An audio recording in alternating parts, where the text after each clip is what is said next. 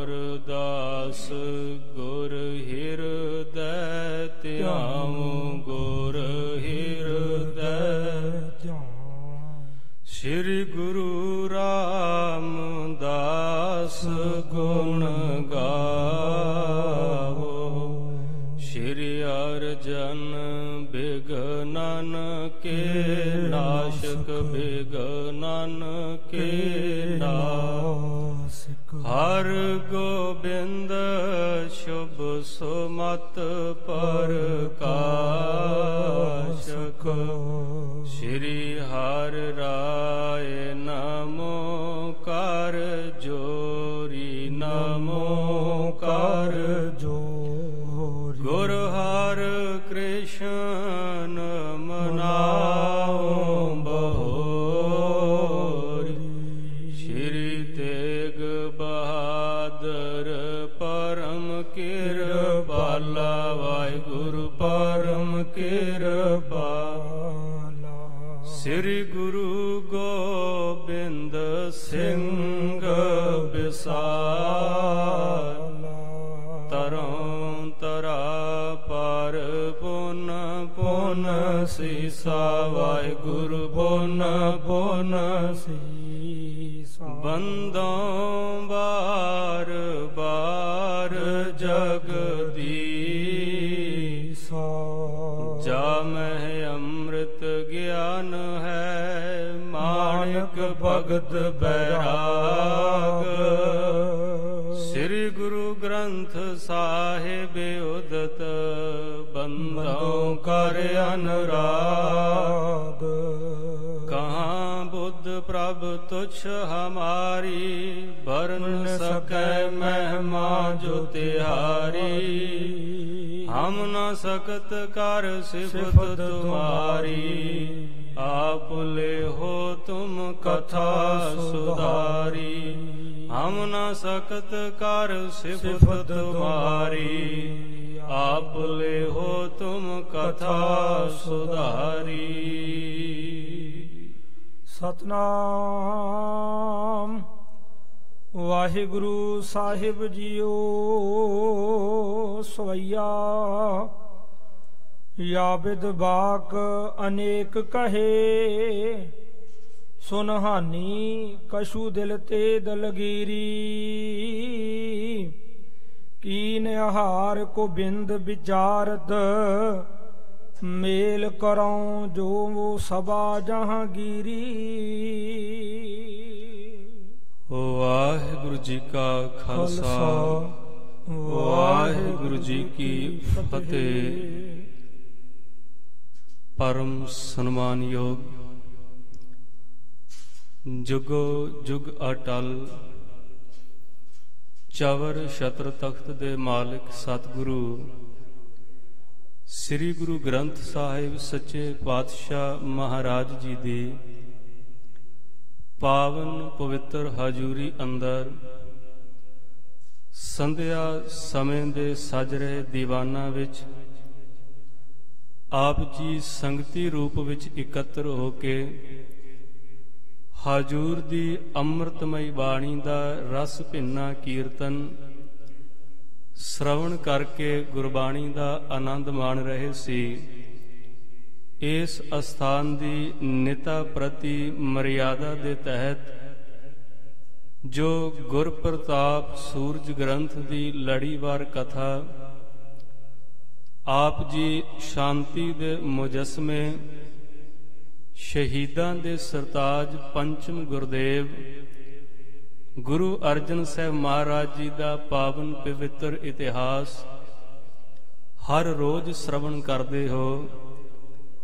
कल दे दीवाना विच आप जी श्रवण कर रहे सी। बाबा महादेव जी जो गुरु रामदास महाराज जी दे सपुत्र ने घर दे विच पए होए कलेश नूं हल करन दा यतन करदे ने।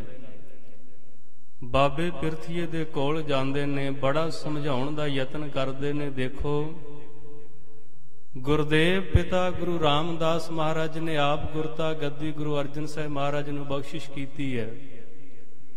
भावां कि उम्र दे विच ओह साडे नालों छोटे ने, ਪਰ ਗੁਰਾਂ ਦਾ ਮਹਾਨ ਖਜ਼ਾਨਾ ਹੈ।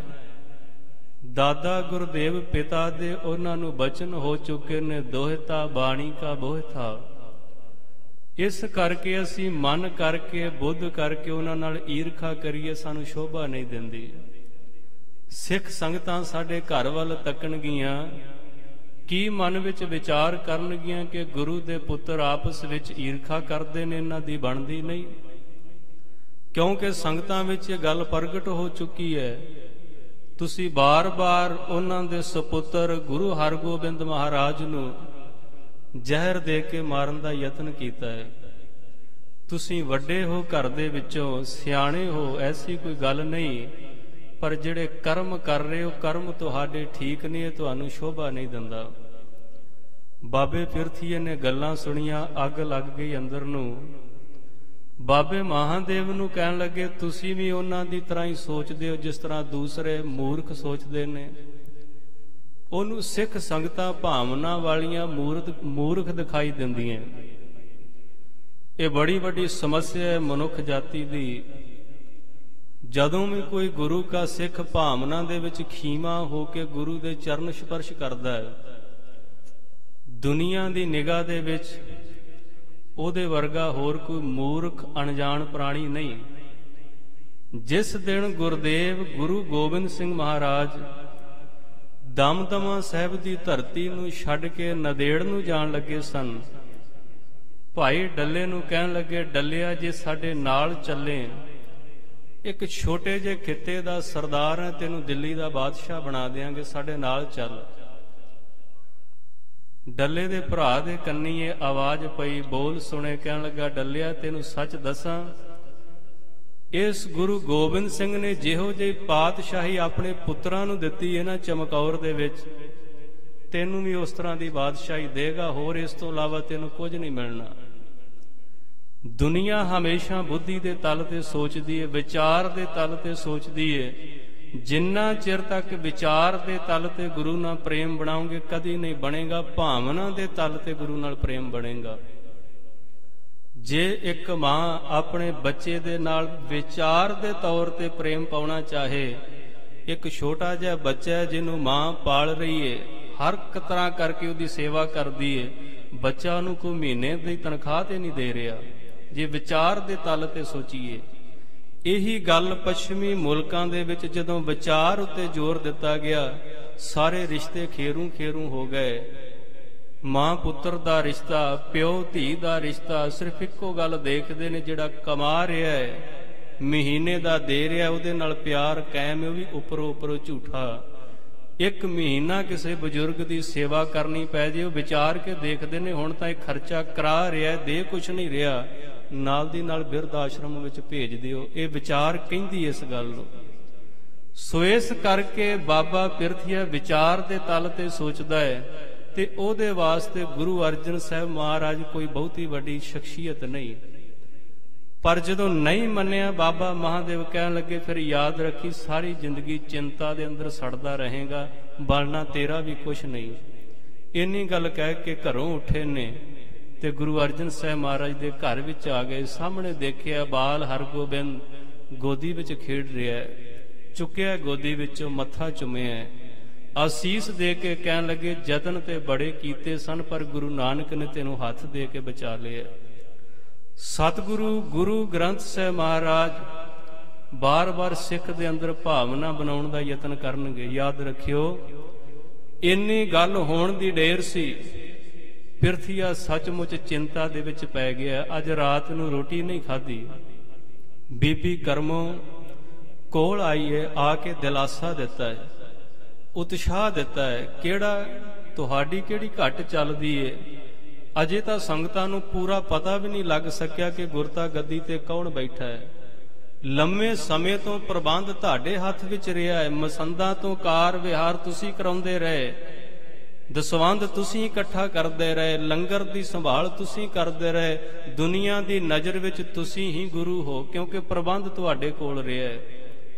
ਇਹ ਬੜੀ ਵੱਡੀ ਸਮੱਸਿਆ। ਅੱਜ ਵੀ ਕਈ ਐਸੇ ਲੋਕ ਨੇ ਜਿਹੜੇ ਲੰਮੇ ਸਮੇਂ ਤੋਂ ਕਿਸੇ ਥਾਂ ਤੇ ਕਾਬਜ ਰਹਿ ਜਾਣ ਤੇ ਅਸੀਂ ਸਮਝਦੇ ਹਾਂ ਸ਼ਾਇਦ ਇਹਨਾਂ ਨੂੰ ਯਦੀ ਪੁਸ਼ਟੀ ਹੀ ਅਧਿਕਾਰ ਮਿਲਿਆ ਹੋਇਆ ਹੈ।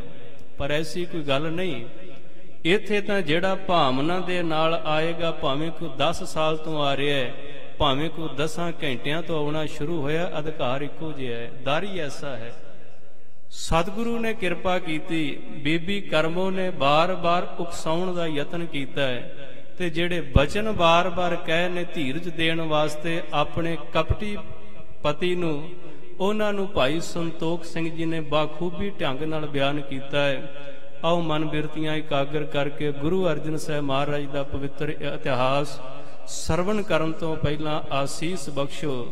ਗੁਰੂ ਮੰਤਰ ਦਾ ਉਚਾਰਨ ਕਰਦਿਆਂ ਪਿਆਰ ਨਾਲ ਆਖੋ ਜੀ, ਸਤਨਾਮ ਸ੍ਰੀ ਵਾਹਿਗੁਰੂ ਸਾਹਿਬ ਜੀਓ।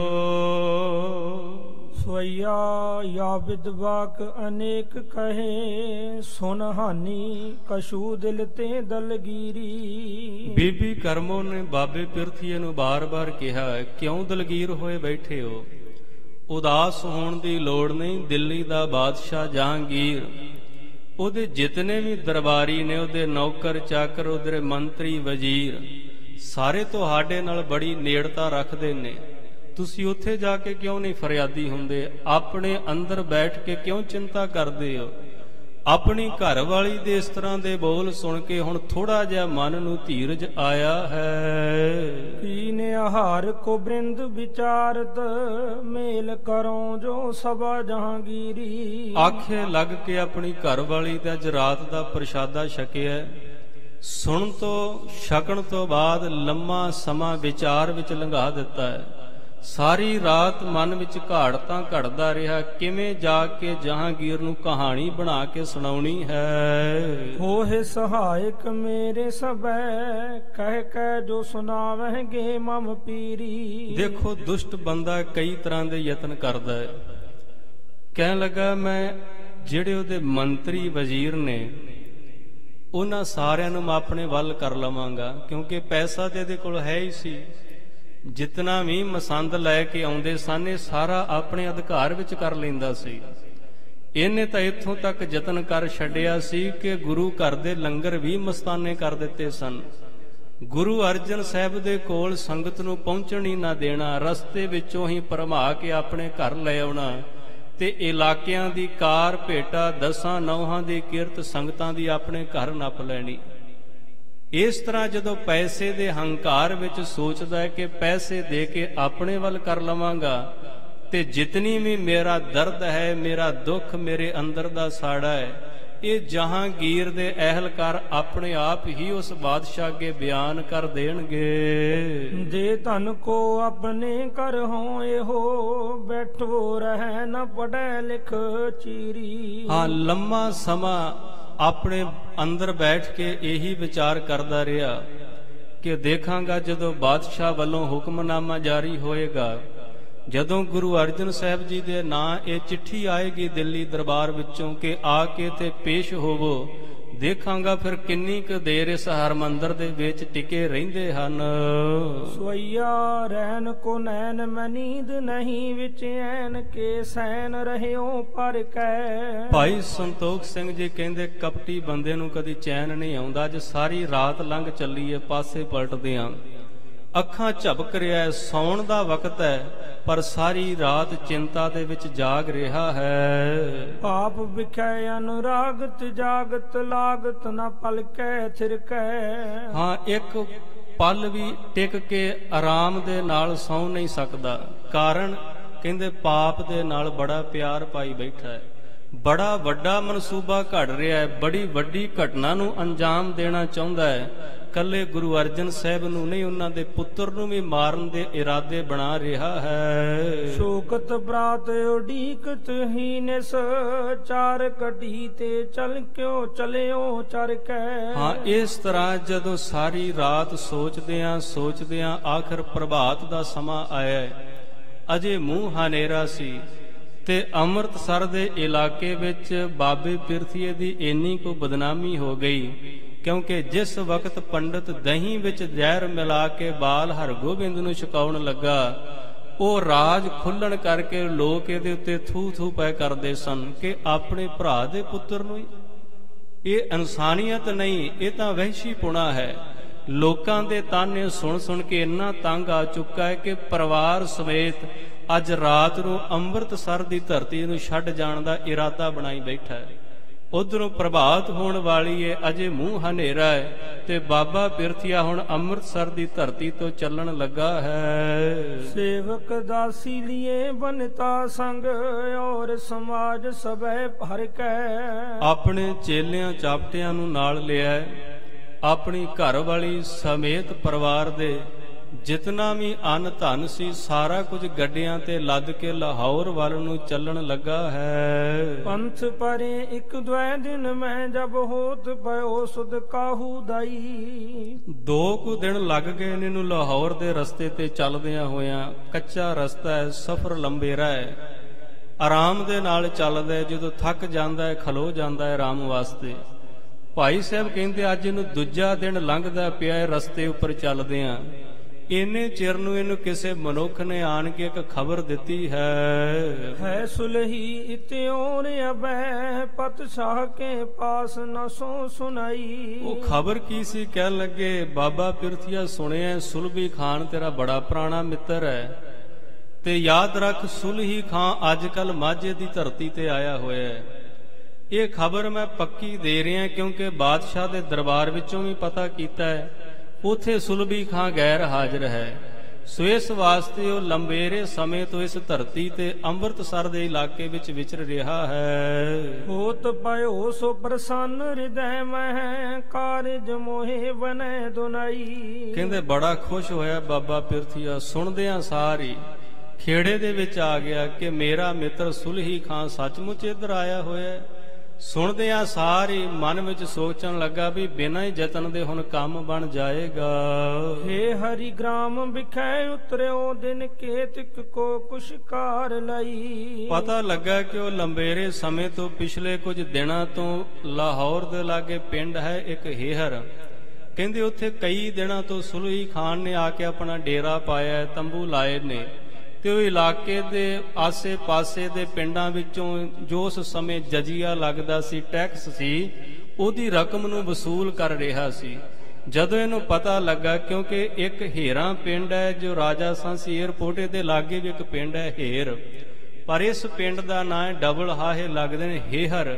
ਇਹ ਬਿਲਕੁਲ ਲਾਹੌਰ ਦੇ ਲਾਗੇ ਤੇ ਇਹਦੀ ਘਰ ਵਾਲੀ ਬੀਬੀ ਕਰਮੋਂ ਦੇ ਪੇਕੇ ਸਨ ਇੱਥੇ। ਇਹਨੂੰ ਪਤਾ ਲੱਗਾ ਕਿ ਸੁਲਹੀ ਖਾਂ ਅੱਜ ਕੱਲ ਹੇਰਾਂ ਦੇ ਪਿੰਡ ਵਿੱਚ ਠਹਿਰਿਆ ਹੈ। ਜੋ ਸੁਨ ਕੈ ਸੁਲਹੀ ਕੋ ਤਬੈ ਮਨ ਆਨੰਦ ਧਾਰ ਕੈ ਪੰਥ ਪਿਆਨੋ। ਜਿਸ ਵੇਲੇ ਇਹਨੂੰ ਪਤਾ ਲੱਗਾ ਉਸੇ ਵੇਲੇ ਨੇ ਆਪਣੇ ਗੱਡਿਆਂ ਦਾ ਰੁਖ ਹੇਰਾਂ ਪਿੰਡ ਵੱਲ ਨੂੰ ਕਰ ਲਿਆ। ਬੜੀ ਖੁਸ਼ੀ ਵਿੱਚ, ਮਨ ਤੇ ਪਹਿਲਾਂ ਹੀ ਬੜਾ ਕਪਟੀ ਸੀ, ਹੁਣ ਹੋਰ ਵੀ ਸਕੀਮਾਂ ਲਾਉਣ ਲੱਗ ਪਿਆ।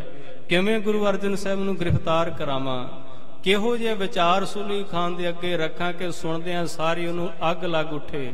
ਉਸੇ ਵੇਲੇ ਮਾਲ ਸਬਾਬ ਪਰਿਵਾਰ ਦੇ ਸਹਿਤ ਗੁਰੂ ਅਰਜਨ ਸਾਹਿਬ ਗ੍ਰਿਫਤਾਰ ਕੀਤੇ ਜਾ ਸਕਣ, ਇਹੋ ਜਿਹੇ ਮਨਸੂਬੇ ਘੜਦਾ ਬੜੀ ਖੁਸ਼ੀ ਦੇ ਨਾਲ ਪਿੰਡ ਵੱਲ ਨੂੰ ਤੁਰ ਪਿਆ।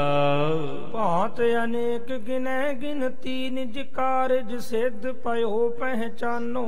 ਭਾਈ ਸਾਹਿਬ ਕਹਿੰਦੇ ਦੇਖੋ ਇਹ ਦੁਸ਼ਟੀ ਬੰਦਾ ਮਨ ਦੇ ਵਿੱਚ ਕਿਹੋ ਜੀਆਂ ਘਾੜਤਾਂ ਘੜਦਾ ਪਿਆ। ਇਹਨੂੰ ਸ਼ਾਇਦ ਸਮਝ ਹੀ ਨਹੀਂ ਵੀ ਜਿਸ ਕਰਮ ਨੂੰ ਤੂੰ ਇੰਜਾਮ ਦੇਣ ਲੱਗਾ ਕਿੱਡਾ ਭਾਰੀ ਕੁਕਰਮ ਹੋਵੇਗਾ। ਪਰ ਮਨ ਦਾ ਇੱਕ ਸੁਭਾਅ ਹੈ, ਜਦੋਂ ਇਹ ਲਾਲਚ ਦੇ ਵਸ ਹੋ ਜਾਏ, ਜਦੋਂ ਇਹਦਾ ਸੁਭਾਅ ਲੋਭੀ ਵਾਲਾ ਬਣ ਜਾਏ, ਉਦੋਂ ਇਹ ਆਪਣਿਆਂ ਨੂੰ ਵੀ ਨਹੀਂ ਬਖਸ਼ਦਾ। ਨਾ ਇਹਨੂੰ ਮਾਂ ਦਾ ਰਿਸ਼ਤਾ ਯਾਦ ਰਹਿੰਦਾ ਹੈ, ਨਾ ਇਹਨੂੰ ਪਿਓ ਦਾ ਰਿਸ਼ਤਾ ਯਾਦ ਰਹਿੰਦਾ ਹੈ, ਨਾ ਇਹਨੂੰ ਭਰਾ ਦਾ ਰਿਸ਼ਤਾ ਯਾਦ ਰਹਿੰਦਾ ਹੈ। ਲੋਭੀ ਬੰਦੇ ਦੀ ਹਾਲਤ ਇਹੋ ਜਿਹੀ ਹੈ, ਮਹਾਰਾਜ ਨੇ ਲੋਭੀ ਨੂੰ ਬਾਣੀ ਵਿੱਚ ਹਲਕਿਆ ਹੋਇਆ ਕੁੱਤਾ ਕਿਹਾ। ਹਲਕਿਆ ਕੁੱਤਾ ਜਿਹੜਾ ਲੰਮਾ ਸਮਾਂ ਆਪਣੇ ਮਾਲਕ ਕੋਲ ਰਹਿੰਦਾ ਹੈ, ਵਫਾਦਾਰੀ ਕਰਦਾ ਹੈ, ਉਹਦੀ ਪਾਈ ਹੋਈ ਰੋਟੀ ਨੂੰ ਖਾਂਦਾ ਹੈ। ਜਿਸ ਦਿਨ ਹਲਕ ਜਾਵੇ ਉਸੇ ਮਾਲਕ ਨੂੰ ਹੀ ਵੱਢਣਾ ਸ਼ੁਰੂ ਕਰ ਦਿੰਦਾ ਹੈ। ਸਤਿਗੁਰੂ ਕਹਿੰਦੇ ਦੇਖੋ ਇਸ ਬੰਦੇ ਦੀ ਹਾਲਤ, ਜਿਸ ਘਰ ਦੇ ਵਿੱਚ ਖੇਡ ਕੇ ਪ੍ਰਸ਼ਾਦਾ ਛਕ ਕੇ ਗੁਰੂ ਰਾਮਦਾਸ ਦੀ ਹਜ਼ੂਰੀ ਵਿੱਚ ਇਹ ਪਲਿਆ, ਅੱਜ ਉਹਨਾਂ ਦੇ ਥਾਪੇ ਹੋਏ ਗੁਰੂ ਅਰਜਨ ਸਾਹਿਬ ਦੇ ਬਾਰੇ ਕਿਹੋ ਜਿਹੇ ਮਨਸੂਬੇ ਬਣਾ ਰਿਹਾ ਹੈ। ਤੇ ਬੜੀ ਖੁਸ਼ੀ ਦੇ ਨਾਲ ਹੀਰਾਂ ਪਿੰਡ ਵੱਲ ਨੂੰ ਚੱਲ ਪਿਆ।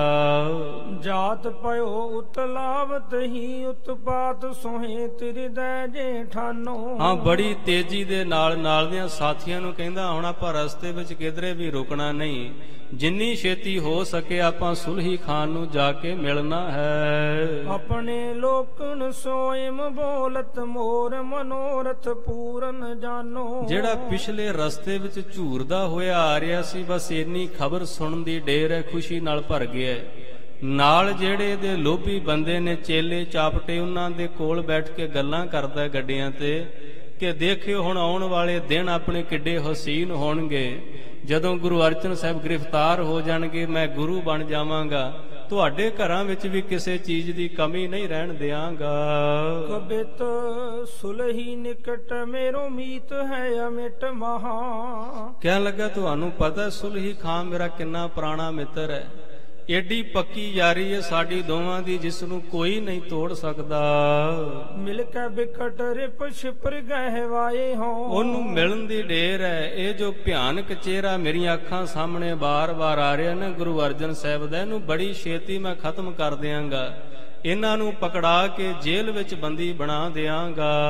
ਉਤਰ ਕੇ ਸਮੇਤ ਜਾਏ ਪਕੜੇ ਨੇ ਅਨਿਨਕੇਤ ਵਿਖੈ। ਕਹਿਣ ਲੱਗਾ ਮੈਂ ਯਕੀਨ ਨਾਲ ਕਹਿਣਾ, ਜਦੋਂ ਸੁਲਹੀ ਖਾਨ ਦਾ ਮਿਲਾਪ ਹੋਏਗਾ ਪਰਿਵਾਰ ਸਮੇਤ ਗੁਰੂ ਅਰਜਨ ਸਾਹਿਬ ਜੀ ਪਕੜੇ ਜਾਣਗੇ। ਮੋਚਨ ਕੋ ਹੇਤ ਕੋ ਹੋਏ ਨਾ ਸਿਖਾਏ ਹੋ। ਹਾਂ, ਕਹਿਣ ਲੱਗਾ ਇਹੋ ਜੀ ਸਿੱਖਿਆ, ਇਹੋ ਜੀ ਪੱਟੀ ਪੜਾਵਾਂਗਾ ਸੁਲਹੀ ਖਾਨ ਨੂੰ ਕਿ ਗੁਰੂ ਅਰਜਨ ਸਾਹਿਬ ਜੀ ਦੀ ਰਿਹਾਈ ਵਾਸਤੇ ਕੋਈ ਵੀ ਮੁੱਦਾ ਬਾਕੀ ਨਹੀਂ ਰਹਿਣ ਦਿਆਂਗਾ। ਇਸ ਢੰਗ ਦੇ ਨਾਲ ਗ੍ਰਿਫਤਾਰੀ ਕਰਾਵਾਂਗਾ ਕਿ ਦੁਬਾਰਾ ਜੇਲ੍ਹ ਵਿੱਚੋਂ ਬਾਹਰ ਨਾ ਆ ਸਕਣ। ਜਤਨ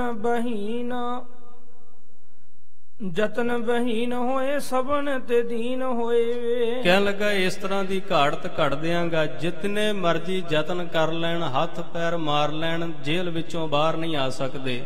ਇੰਨੇ ਹਾਲਾਤ ਪੈਦਾ ਕਰ ਦਿਆਂਗਾ ਕਿ ਇੱਕ ਵਿਚਾਰੇ ਇਨਸਾਨ ਦੀ ਤਰ੍ਹਾਂ, ਗਰੀਬ ਦੀ ਤਰ੍ਹਾਂ ਮੇਰੇ ਅੱਗੇ ਗਿੜ ਗੜਾਉਣਗੇ। ਮੇਰੇ ਹੀ ਅਧੀਨ ਹੋਏ ਤਬ ਸੁਖ ਪਾਏ ਹੋ। ਜਦੋਂ ਮੇਰੇ ਅਧੀਨ ਹੋ ਕੇ ਮੇਰੇ ਅੱਗੇ ਚਿੱਠੀ ਪੱਤਰ ਲਿਆ ਕੇ ਰੱਖਣਗੇ, ਮੇਰੇ ਅੱਗੇ ਹੱਥ ਜੋੜ ਕੇ ਕਹਿਣਗੇ ਨਾ ਬਾਬਾ ਪਿਰਥੀਆ ਹੁਣ ਸਾਨੂੰ ਮਾਫ ਕਰ ਦੇ, ਸਾਡੇ ਕੋਲੋਂ ਗਲਤੀ ਹੋ ਗਈ, ਤੂੰ ਗੁਰਤਾ ਗੱਦੀ ਦਾ ਅਸਲੀ ਵਾਰਸ ਸੀ। ਇਸ ਤਰ੍ਹਾਂ ਜਦੋਂ ਮੇਰੇ ਅੱਗੇ ਬੇਨਤੀਆਂ ਕਰਨਗੇ, ਕਹਿੰਦੇ ਮੇਰੇ ਅੰਦਰ ਨੂੰ ਠੰਡ ਉਸ ਦਿਨ ਪਵੇਗੀ। ਇਹ ਹਰ ਇੱਕ ਇਨਸਾਨੀਅਤ ਦੀ ਇਹ ਬੜੀ ਵੱਡੀ ਘਾਟ ਸਮਝ ਲਵੋ। ਅੱਜ ਮਨੁੱਖ ਇਸ ਕਰਕੇ ਨਹੀਂ ਦੁਖੀ ਕਿ ਉਸ ਨੂੰ 2 ਵਕਤ ਦੀ ਰੋਟੀ ਨਹੀਂ ਮਿਲਦੀ, ਪਾਉਣ ਵਾਸਤੇ ਚੰਗਾ ਕੱਪੜਾ ਮਿਲਦਾ ਹੈ, ਰਹਿਣ ਵਾਸਤੇ ਚੰਗਾ ਮਕਾਨ ਹੈ, ਯਾਤਰਾ ਕਰਨ ਵਾਸਤੇ ਚੰਗੀ ਗੱਡੀ ਹੈ। ਹਰ ਇੱਕ ਵਸਤੂ ਕੋਲ ਹੋਣ ਦੇ ਬਾਵਜੂਦ ਵੀ ਮਨੁੱਖ ਸੁਸਾਈਡ ਕਰਦਾ ਹੈ, ਆਤਮ ਹੱਤਿਆ ਕਰਦਾ। ਉਹਦਾ ਇੱਕ ਕਾਰਨ ਹੈ, ਉਹ ਦੁਖੀ ਇਸ ਵਾਸਤੇ ਹੈ ਕਿ ਮੇਰੇ ਨਾਲ ਦਾ ਗੁਆਂਢੀ ਕਿਉਂ ਹੱਸ ਰਿਹਾ ਹੈ। ਅੱਜ ਅਸੀਂ ਇਸ ਕਰਕੇ ਆਪਣੇ ਆਪ ਨੂੰ ਗਰੀਬ ਮਹਿਸੂਸ ਨਹੀਂ ਕਰਦੇ ਕਿ ਮੇਰੇ ਕੋਲ ਕੁਝ ਹੈ ਨਹੀਂ, ਨਾਲ ਦੇ ਕੋਲ ਮੇਰੇ ਕੋਲ ਜ਼ਿਆਦਾ ਹੈ, ਮੈਨੂੰ ਛੋਟਾਪਨ ਮਹਿਸੂਸ ਹੋ ਰਿਹਾ ਹੈ। ਤੇ ਫਿਰ ਇੱਕ ਮਨੁੱਖ ਸੋਚਦਾ ਯਤਨ ਕਰਦਾ ਹੈ, ਕਿਉਂਕਿ ਜਿਨ੍ਹਾਂ ਦੇ ਅੰਦਰ ਵੀ ਇਹ ਵਿਚਾਰ ਚੱਲਦੀ ਹੈ ਉਹ ਆਪਣੇ ਅੰਦਰ ਝਾਤੀ ਮਾਰ ਕੇ ਦੇਖੋ, ਸਾਰੀ ਜ਼ਿੰਦਗੀ ਬੰਦਾ ਇੱਕੋ ਸੋਚਦਾ ਹੈ ਕਿ ਸਾਰੀ ਦੁਨੀਆ ਵਿੱਚੋਂ ਮੈਂ ਟੌਪ ਕਰਨਾ, ਮੈਂ ਇਹੋ ਜਿਹਾ ਇਨਸਾਨ ਬਣਨਾ ਹੈ ਕਿ ਜਦੋਂ ਮੈਂ ਲੰਘਾਂ ਤੇ ਬਾਕੀ ਮੇਰੇ ਸ਼ਖਸੀਅਤ ਵੱਲ ਦੇਖਣ ਕਿ ਫਲਾਣਾ ਆਦਮੀ ਜਾ ਰਿਹਾ ਹੈ, ਲੋਕਾਂ ਦੇ ਵਿੱਚ ਮੇਰੇ ਨਾਮ ਦੀ ਚਰਚਾ ਹੋਵੇ। ਹਰ ਇੱਕ ਬੰਦਾ ਚਾਹੁੰਦਾ ਹੈ। ਇਹੀ ਕਾਰਨ ਵੱਡੇ ਵੱਡੇ ਗੈਂਗ, ਉਹਨਾਂ ਦੀ ਵੀ ਇੱਛਾ ਇਹੀ ਹੈ ਜਿਸ ਮਹੱਲੇ ਵਿੱਚੋਂ ਲੰਘੀਏ ਲੋਕ ਦੇਖਣ ਫਲਾਣਾ ਆਦਮੀ ਜਾ ਰਿਹਾ, ਭਾਵੇਂ ਪੁੱਠੇ ਕੰਮ ਕਰਕੇ ਪ੍ਰਸਿੱਧ ਹੈ, ਭਾਵੇਂ ਸਿੱਧੇ ਕਰਕੇ, ਪਰ ਹਰ ਇੱਕ ਕੰਮ ਕਰਨ ਵਾਸਤੇ ਹਿੰਮਤ ਚਾਹੀਦੀ ਹੈ, ਭਾਵੇਂ ਉਹ ਸਿੱਧਾ ਹੋਵੇ ਭਾਵੇਂ ਉਹ ਪੁੱਠਾ ਹੋਵੇ। ਇਹੀ ਕਾਰਨ ਗੁਰੂ ਨਾਨਕ ਵੀ ਉਹਨਾਂ ਕੋਲ ਹੀ ਗਏ ਜਿਹੜੇ ਉਸ ਟਾਈਮ ਪਾਪ ਦੇ ਵਿੱਚੋਂ ਵੀ ਟੌਪ ਕਰ ਚੁੱਕੇ ਸਨ। ਕੌਡਾ ਰਾਖਸ਼ ਸੁਣਿਆ, ਬੰਦੇ ਤਲ ਤਲ ਖਾ ਰਿਹਾ ਸੀ, ਭੂਮੀਆਂ ਚੋਰ, ਸੱਜਣ ਠੱਗ, ਸੱਜਣ ਬਣ ਕੇ ਦੁਨੀਆ ਦਾ ਘਾਤ ਕਰ ਰਿਹਾ ਸੀ। ਗੁਰੂ ਨਾਨਕ ਨੂੰ ਉੱਥੇ ਜਾਣਾ ਪਿਆ, ਕਾਰਨ ਪਾਪੀਆਂ ਦੇ ਵਿੱਚੋਂ ਟੌਪ ਕਰ ਚੁੱਕੇ ਨੇ। ਸਤਿਗੁਰੂ ਨੇ ਦੇਖਿਆ ਨਰਜੀ ਬੜੀ ਹੈ, ਦਲੇਰ ਵੀ ਬੜੇ ਨੇ, ਸਮਝ ਵੀ ਬੜੀ ਹੈ, ਸਮਝ ਤੋਂ ਬਿਨਾਂ ਵੀ ਪਾਪ ਨਹੀਂ ਹੋ ਸਕਦਾ, ਪਰ ਇਹਨਾਂ ਦਾ ਰੁਖ ਕਿਉਂ ਨਾ ਸਿੱਧਾ ਕਰ ਦਿੱਤਾ ਜਾਵੇ। ਬਾਬਾ ਬਿਧੀ ਚੰਦ ਆਪਣੇ ਇਲਾਕੇ ਦਾ ਮੰਨਿਆ ਪੰਨਿਆ ਬਦਮਾਸ਼ ਹੈ, ਚੋਰੀਆਂ ਕਰਨ ਦੇ ਵਿੱਚ ਬੜਾ ਮਾਹਰ ਹੈ, ਪਰ ਗੁਰੂ ਅਰਜਨ ਸਾਹਿਬ ਦੀ ਸ਼ਰਨ ਵਿੱਚ ਆਇਆ, ਦੇਖਿਆ ਜਜ਼ਬਾ ਵੀ ਹੈ ਅੰਦਰ, ਦਲੇਰੀ ਵੀ ਹੈ, ਕਿਉਂ ਨਾ ਸਿੱਧੇ ਰੁੱਖ ਮੋੜ ਕੇ ਇਹਦੇ ਕੋਲੋਂ ਕੋਈ ਕੰਮ ਲਿਆ ਜਾਵੇ। ਉਹੀ ਬਾਬਾ ਬਿਧੀ ਚੰਦ ਜਿਸ ਨੂੰ ਬਹਾਦਰ ਦਾ ਰੁਤਬਾ ਮਿਲਿਆ, ਗੁਰੂ ਹਰਗੋਬਿੰਦ ਸਾਹਿਬ ਮਹਾਰਾਜ ਦੀਆਂ ਜੰਗਾਂ ਵਿੱਚ ਸੈਨਾਪਤੀ ਬਣ ਕੇ ਸਿੱਖਾਂ ਦੀ ਅਗਵਾਈ ਕਰਦਾ ਰਿਹਾ, ਹਰ ਇੱਕ ਜੰਗ ਵਿੱਚ ਜੇਤੂ ਰਿਹਾ। ਇਸ ਕਰਕੇ ਬੰਦਾ ਜਦੋਂ ਇਹ ਸੋਚ ਲਵੇ ਕਿ ਮੈਂ ਸਾਰਿਆਂ ਵਿੱਚੋਂ ਅੱਗੇ ਲੰਘਣਾ ਹੈ, ਫਿਰ ਬਹੁਤੇ ਬੰਦੇ ਉਹਨਾਂ ਦੇ ਵਿੱਚੋਂ ਹਿੰਮਤ ਹਾਰ ਜਾਂਦੇ ਨੇ, ਕਿ ਗਿਣਤੀ ਅਰਬਾਂ ਦੀ ਹੈ ਦੁਨੀਆ ਦੀ, ਅਰਬਾਂ ਦੇ ਵਿੱਚੋਂ ਟੌਪ ਕਰਨਾ ਬੜਾ ਔਖਾ ਲੱਗਦਾ ਹੈ। ਫਿਰ ਇਹ ਮਨ ਦੇ ਵਿੱਚ ਸੋਚਦਾ ਹੈ ਕਿ ਮੈਂ ਸਾਰਿਆਂ ਤੋਂ ਚੰਗਾ ਇਹ ਤਾਂ ਮੈਂ ਸਿੱਧ ਨਹੀਂ ਕਰ ਸਕਦਾ, ਹਾਂ ਮੇਰੇ ਤੋਂ ਚੰਗਾ ਕੋਈ ਨਹੀਂ, ਇਹ ਸਿੱਧ ਕਰਨਾ ਬੜਾ ਸੌਖਾ ਹੈ।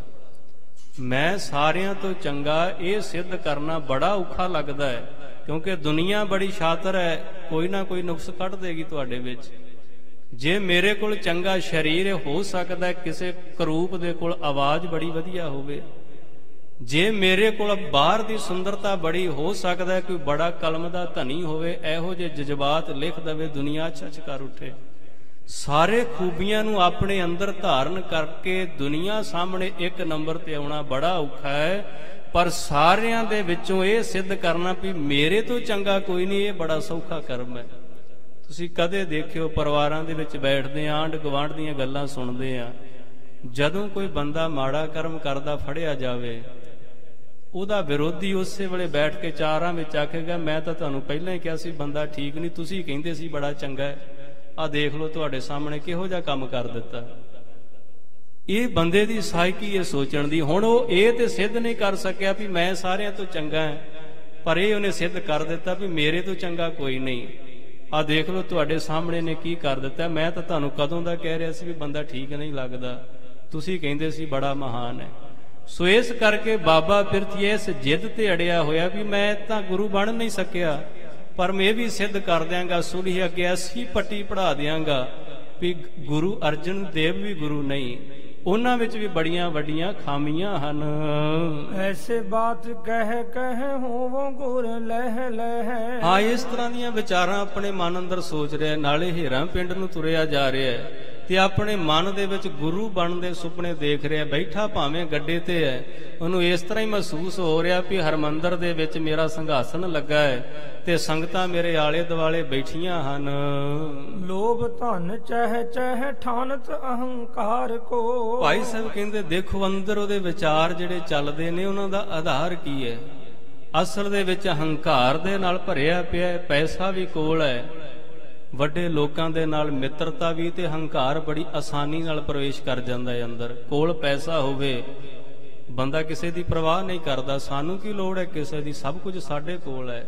ਮਨ ਹੰਕਾਰੀ ਹੋ ਗਿਆ ਤੇ ਅੰਦਰੇ ਅੰਦਰ ਗੁਰੂ ਬਣਨ ਦੇ ਸੁਪਨੇ ਦੇਖ ਰਿਹਾ ਹੈ। ਜੀਤ ਹੈ ਦਿਲਾਸੋ ਨਿਜ ਲੋਕ ਪਰਵਾਸੋਂ ਹੇਤ। ਨਾਲੇ ਤੇ ਨਾਲਦਿਆਂ ਨੂੰ ਪ੍ਰਵਾਸਾ ਦਿੰਦਾ ਹੈ, ਫਿਕਰ ਨਾ ਕਰੋ ਕੁਝ ਦਿਨਾਂ ਦੇ ਵਿੱਚ ਹੀ ਆਪਣਾ ਕੰਮ ਨਿਬੜ ਜਾਏਗਾ। ਤੇ ਗੱਲਾਂ ਦੂਸਰਿਆਂ ਨਾਲ ਕਰਦਾ ਹੈ ਤੇ ਦਿਲਾਸਾ ਆਪਣੇ ਅੰਦਰ ਨੂੰ ਦਿੰਦਾ ਹੈ ਕਿ ਮੈਂ ਤਾਂ ਤੁਹਾਨੂੰ ਪਹਿਲਾਂ ਹੀ ਕਿਹਾ ਸੀ ਕਿ ਅਸਲ ਦੇ ਵਿੱਚ ਗੁਰੂ ਬਣਨ ਦਾ ਅਧਿਕਾਰੀ ਮੈਂ ਆ। ਗੁਰੂ ਅਰਜਨ ਸਾਹਿਬ ਤਾਂ ਧੋਖੇ ਦੇ ਨਾਲ ਬੈਠ ਗਏ ਹਨ। ਕਰਤ ਨਿਸ਼ਾ ਸੋ ਔਰ ਨਿਸ਼ਚੈ ਉਦਾਰ ਕੋ। ਭਾਈ ਸਾਹਿਬ ਕਹਿੰਦੇ ਆਪਣੇ ਅੰਦਰ ਦੀ ਨਿਸ਼ਾ ਕਰਨ ਵਾਸਤੇ, ਤਸੱਲੀ ਕਰਨ ਵਾਸਤੇ ਬੜਾ ਉਦਾਰ ਹੋ ਕੇ, ਖੁਸ਼ ਹੋ ਕੇ ਸਾਥੀਆਂ ਨਾਲ ਗੱਲਾਂ ਪਿਆ ਕਰਦਾ ਹੈ। ਹੇ ਹਰੀ ਪਹੁੰਚੋ ਜਾਏ ਡੇਰਾ ਕੀਨ ਥਾਏ ਕਿਸ। ਹਾਂ, ਇਸ ਤਰ੍ਹਾਂ ਵਿਚਾਰਾਂ ਕਰਦਿਆਂ, ਨਾਲਦਿਆਂ ਨਾਲ ਗੱਲਾਂ ਕਰਦਿਆਂ ਰਸਤੇ ਨੂੰ ਤੈਅ ਕਰਦਿਆਂ ਹੀਰਾਂ ਪਿੰਡ ਦੇ ਵਿੱਚ ਪਹੁੰਚ ਗਏ ਨੇ। ਇੱਕ ਪਾਸੇ ਆਪਣਾ ਡੇਰਾ ਲਾ ਲਿਆ। ਨਿਸ ਵਿਸਰਾਮ ਕੀਨ ਉਠਿਓ ਪੁਨ ਸਾਰ ਕੋ। ਰਾਤ ਥੱਕੇ ਟੁੱਟੇ ਨੇ ਆ ਕੇ ਵਿਸ਼ਰਾਮ ਕੀਤਾ, ਸਵੇਰੇ ਦਿਨ ਚੜ੍ਹਦਿਆਂ ਸਾਰ ਹੀ ਉੱਠ ਪਿਆ ਹੈ। ਮੱਜਨ ਕਾ ਨੀਰ ਚੀਰ ਪਹਿਨੇ ਸਰੀਰ ਸੁਭ। ਹਾਂ, ਸੁਬਾ ਉੱਠਦਿਆਂ ਸਾਰ ਹੀ ਪਹਿਲਾਂ ਇਸ਼ਨਾਨ ਕੀਤਾ ਤੇ ਸੋਹਣੇ ਵਸਤਰ ਧਾਰਨ ਕੀਤੇ ਹਨ। ਸੁਲਹੀ ਕੇ ਤੀਰ ਪਠਿਓ ਨਰ ਸੁਧ ਸਾਰ ਕੋ। ਔਰ ਜਦੋਂ ਸਾਰਿਆਂ ਨੇ ਇਸ਼ਨਾਨ ਪਾਨ ਕਰ ਲਿਆ, ਤਿਆਰ ਹੋ ਕੇ ਬੈਠ ਗਏ, ਉਸੇ ਵੇਲੇ ਬਾਬੇ ਪਿਰਥੀਏ ਨੇ ਆਪਣੇ ਇੱਕ ਆਦਮੀ ਨੂੰ ਜਿਸ ਪਾਸੇ ਸੁਲਹੀ ਖਾਨ ਦਾ ਤੰਬੂ ਲੱਗਾ ਸੀ ਉਸ ਇਲਾਕੇ ਵੱਲ ਭੇਜ ਦਿੱਤਾ। ਗਇਓ ਪੁਨੇ ਆਪ ਕਹਿਓ ਅਧਿਕ ਪਰਤਾਪ ਹੋ। ਹਾਂ, ਜਦੋਂ ਉਸ ਆਦਮੀ ਨੇ ਜਾ ਕੇ ਖਬਰਸਾਰ ਕੀਤੀ ਬਈ ਤੈਨੂੰ ਮਿਲਣ ਵਾਸਤੇ ਪੰਜਵਾਂ ਗੁਰੂ ਬਾਬਾ ਪਿਰਥੀਆ ਆਇਆ ਬੈਠਾ ਹੈ, ਉਹਨੂੰ ਭੇਜਿਆ ਨਾ ਇਸ ਵਾਸਤੇ ਵੀ ਜਾ ਕੇ ਚੰਗੀ ਤਰ੍ਹਾਂ ਭੂਮਿਕਾ ਬੰਨ੍ਹ ਦੇਵੀਂ ਵੀ ਗੁਰੂ ਬਾਬਾ ਪਿਰਥੀਆ ਆਇਆ ਹੈ। ਅੱਜ ਵੀ ਚੱਲਦਾ ਹੈ। ਤੁਸੀਂ ਦੇਖੋ ਲੀਡਰ ਦੇ ਆਉਣ ਤੋਂ ਪਹਿਲਾਂ ਉਹਨਾਂ ਦੇ ਚੇਲੇ ਚਾਪਟੇ ਸੈਕਟਰੀ ਉਹ ਕਿਵੇਂ ਵਿਖਿਆਨ ਕਰਦੇ ਨੇ ਆ ਕੇ ਵੀ ਜਿਵੇਂ ਧਰਤੀ ਤੇ ਇਹਦੇ ਨਾਲ ਦਾ ਬੰਦਾ ਹੀ ਪੈਦਾ ਨਹੀਂ ਹੋਇਆ। ਬੜੀਆਂ ਖੂਬੀਆਂ ਨੇ ਇਹਦੇ ਵਿੱਚ। ਇਹੀ ਮਨੁੱਖਤਾ ਦਾ ਉਧਾਰ ਕਰ ਸਕਦਾ, ਇਹੀ ਸਾਰਿਆਂ ਨੂੰ ਸੁੱਖ ਦੇ ਸਕਦਾ ਹੈ। ਉਸੇ ਤਰ੍ਹਾਂ ਬਾਬੇ ਪਿਰਥੀਏ ਦੇ ਬੰਦੇ ਨੇ ਜਾ ਕੇ ਸਾਰੀ ਭੂਮਿਕਾ ਬੰਨ੍ਹ ਦਿੱਤੀ ਤੇ ਜਦੋਂ ਵਾਪਸ ਆਇਆ ਤੇ ਉਹਨੂੰ ਨਾਲ ਲੈ ਕੇ ਆਪਣਾ ਲਾਹੋ ਲਸ਼ਕਰ ਲੈ ਕੇ ਜਿੰਨੇ ਵੀ ਆਦਮੀ ਸਨ ਕੋਲ ਬੜੇ ਠਾਠ ਬਾਠ ਦੇ ਨਾਲ ਬਾਬਾ ਪਿਰਥੀਆ ਸੁਲਹੀ ਖਾਨ ਦੇ ਡੇਰੇ ਪਹੁੰਚ ਗਿਆ। ਸਤਰਨ ਸੰਤਾਪ ਭਰਿਓ ਬੈਠੋ ਤੇ ਸਤੀਰ ਹੋਏ। ਹਾਂ, ਜਾ ਕੇ ਉਹਨੂੰ ਆਸੀਸ ਦਿੱਤੀ। ਗੁਰੂ ਬਣਦਾ ਹੈ ਨਾ ਆਪਣੇ ਆਪ ਵਿੱਚ ਸੁਪਨੇ ਦੇਖ ਰਿਹਾ ਹੈ। ਸਿਰ ਤੇ ਹੱਥ ਰੱਖ ਕੇ ਕਹਿਣ ਲੱਗਾ ਤੇਰੇ ਸ਼ਤਰੂਆਂ ਦਾ ਨਾਸ਼ ਹੋਵੇ। ਸਤਰਨ ਸੰਤਾਪ ਪਰੇ ਬੈਠਿਓ ਤਿਸ ਤੀਰ ਹੋਏ। ਤੇ ਆਪਣੇ ਆਪ ਤੋਂ ਬੜਿਆ ਭਰਾ ਸਖਾ ਬਣਨ ਵਾਸਤੇ ਗੁਰੂ ਅਰਜਨ ਸਾਹਿਬ ਜਿਹੜੇ ਸਕੇ ਭਰਾ ਨੇ ਉਹਨਾਂ ਨਾਲ ਤੇ ਈਰਖਾ ਕਰਦਾ ਹੈ ਤੇ ਸੁਲਹੀ ਦੇ ਬੜਾ ਨੇੜੇ ਹੋ ਕੇ ਬਹਿੰਦਾ ਹੈ।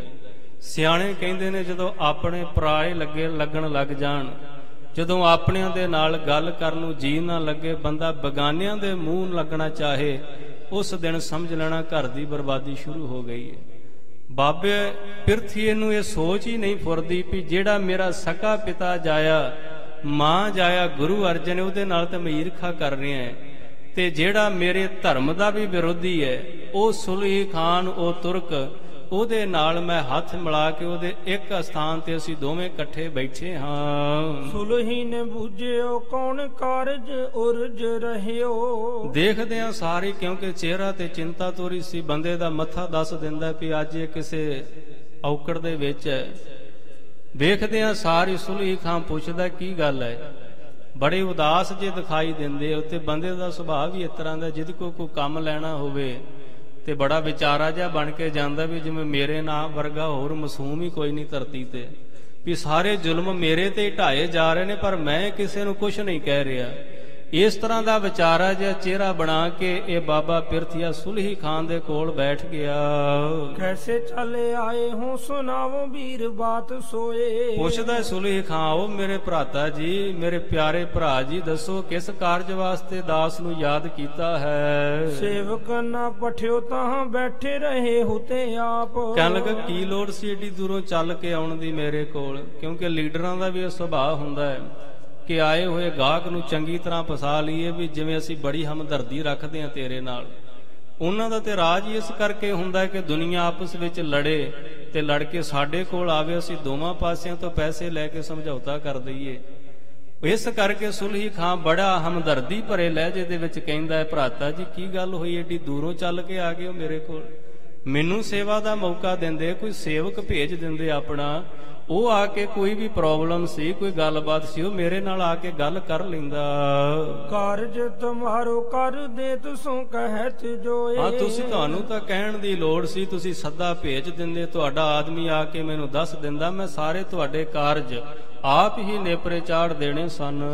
ਸਦਾ ਅਨੁਸਾਰ ਹੈ ਸੋ ਸਖਤਾ ਵਿਚਾਰ ਹੈ। ਅਸੀਂ ਤਾਂ ਸਦਾ ਤੁਹਾਡੇ ਅਨੁਸਾਰ ਹੀ ਹਾਂ, ਤੁਹਾਡੇ ਸੇਵਕ ਹਾਂ। ਅਸੀਂ ਤੁਹਾਨੂੰ ਆਪਣਾ ਭਰਾ ਮੰਨਿਆ, ਤੁਹਾਡੇ ਤੋਂ ਵੱਧ ਸਾਨੂੰ ਪਿਆਰਾ ਹੋਰ ਕੌਣ ਹੈ। ਬਿਲਮ ਨਹੀਂ ਧਾਰ ਹੈ ਸੁਧਾਰ ਹੈ ਕਹੀ ਜੈ ਕੋਏ। ਇੱਕ ਵਾਰੀ ਹੁਕਮ ਤਾਂ ਕਰਕੇ ਦੇਖੋ ਦਾਸ ਨੂੰ, ਇੱਕ ਪਲ ਦੀ ਵੀ ਦੇਰ ਨਹੀਂ ਲਾਵਾਂਗਾ, ਤੁਹਾਡੇ ਵਿਗੜੇ ਕਾਜ ਉਸੇ ਵੇਲੇ ਸਿੱਧੇ ਕਰ ਦਿਆਂਗਾ। ਪ੍ਰਿਥਿਆ ਕਹਿਤ ਗੁਰੂ ਰਾਖੈ ਤੇਰੀ ਪਤ ਨਿਤ। ਜਦੋਂ ਇਹੋ ਜਿਹੇ ਸਵਾਦਲੇ ਜੇ ਬੋਲ ਸੁਣੇ ਨਾ ਸੁਲਹੀ ਖਾਨ ਦੇ, ਤੇ ਬਾਬਾ ਪਿਰਥੀਆ ਕਹਿਣ ਲੱਗਾ, ਗੁਰੂ ਤੈਨੂੰ ਅਸੀਸ ਬਖਸ਼ੇ, ਤੇਰੇ ਤੇ ਹੋਰ ਕਿਰਪਾ ਕਰੇ, ਤੂੰ ਤਾਂ ਬੜਾ ਸੱਚਮੁੱਚ ਹੀ ਮੇਰੇ ਨਾਲ ਹਿੱਤ ਕਰਦਾ ਹੈ। ਮੇਰਾ ਵਿਸ਼ਵਾਸ ਚਿਤ ਥਿਤ ਸੋ ਹਮੇਚ ਹਕੋ। ਹਾਂ, ਕਹਿਣ ਲੱਗਾ ਤੇਰੇ ਤੇ ਮਾਲਕ ਗੁਰੂ ਸਾਹਿਬ ਕਿਰਪਾ ਕਰਨ, ਤੂੰ ਮੇਰੇ ਉੱਪਰ ਇੰਨਾ ਵਿਸ਼ਵਾਸ ਕਰਦਾ ਹੈ, ਤੇਰਾ ਰਾਜ ਭਾਗ, ਤੇਰੀਆਂ ਸਰਦਾਰੀਆਂ ਇਸੇ ਤਰ੍ਹਾਂ ਕਾਇਮ ਰਹਿਣ।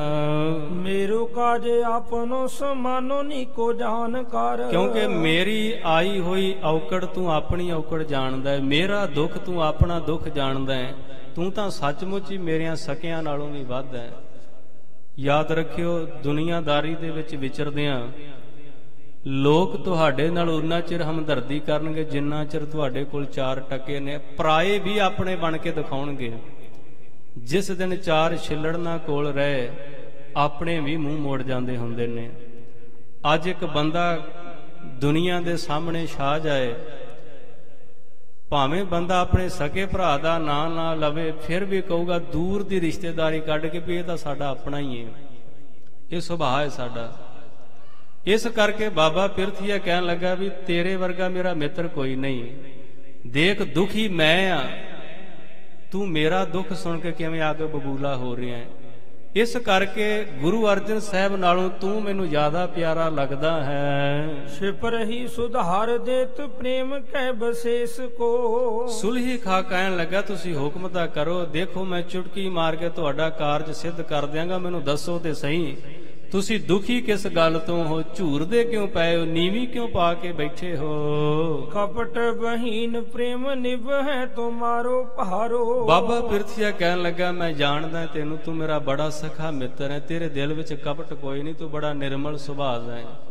ਦੋਵੇਂ ਇੱਕ ਦੂਸਰੇ ਨੂੰ ਵਲਣ ਦਾ ਯਤਨ ਕਰਦੇ ਨੇ, ਸ਼ਬਦਾਂ ਦੇ ਨਾਲ ਵਲਿਆ ਜਾ ਸਕਦਾ ਹੈ, ਮਿੱਠੇ ਸ਼ਬਦ ਬੋਲ ਕੇ ਅਗਲੇ ਨੂੰ ਵਰਗਲਾਇਆ ਜਾ ਸਕਦਾ ਹੈ। ਬੜੀ ਵਾਰੀ ਸਾਡੀ ਕੌਮ ਮਿੱਠੇ ਸ਼ਬਦਾਂ ਦੇ ਨਾਲ ਵਰਗਲਾਈ ਗਈ, ਇਹਨੂੰ ਇਮੋਸ਼ਨਲ ਕਰਕੇ ਵਰਗਲਾ ਲਓ, ਜਿਵੇਂ ਮਰਜ਼ੀ ਕਰਕੇ ਇਹਨੂੰ ਆਪਣੇ ਵੱਸ ਵਿੱਚ ਲੈ ਜਾਓ, ਕਿਉਂਕਿ ਸਿੱਖ ਭੋਲਾ ਬੜਾ ਹੈ। ਭੋਲੇ ਹੋਣ ਦੀ ਇਹਦੀ ਨਿਸ਼ਾਨੀ ਇਹ ਹੈ, ਰੱਬ ਨੂੰ ਮਿਲਣਾ ਤੇ ਭੋਲਾਪਨ ਚਾਹੀਦਾ ਹੈ। ਪਰ ਸਤਿਗੁਰੂ ਨੇ ਨਾਲ ਕਿਹਾ ਅਕਲੀ ਸਾਹਿਬ ਸੇਵੀ, ਅਕਲ ਵੀ ਚਾਹੀਦੀ ਹੈ।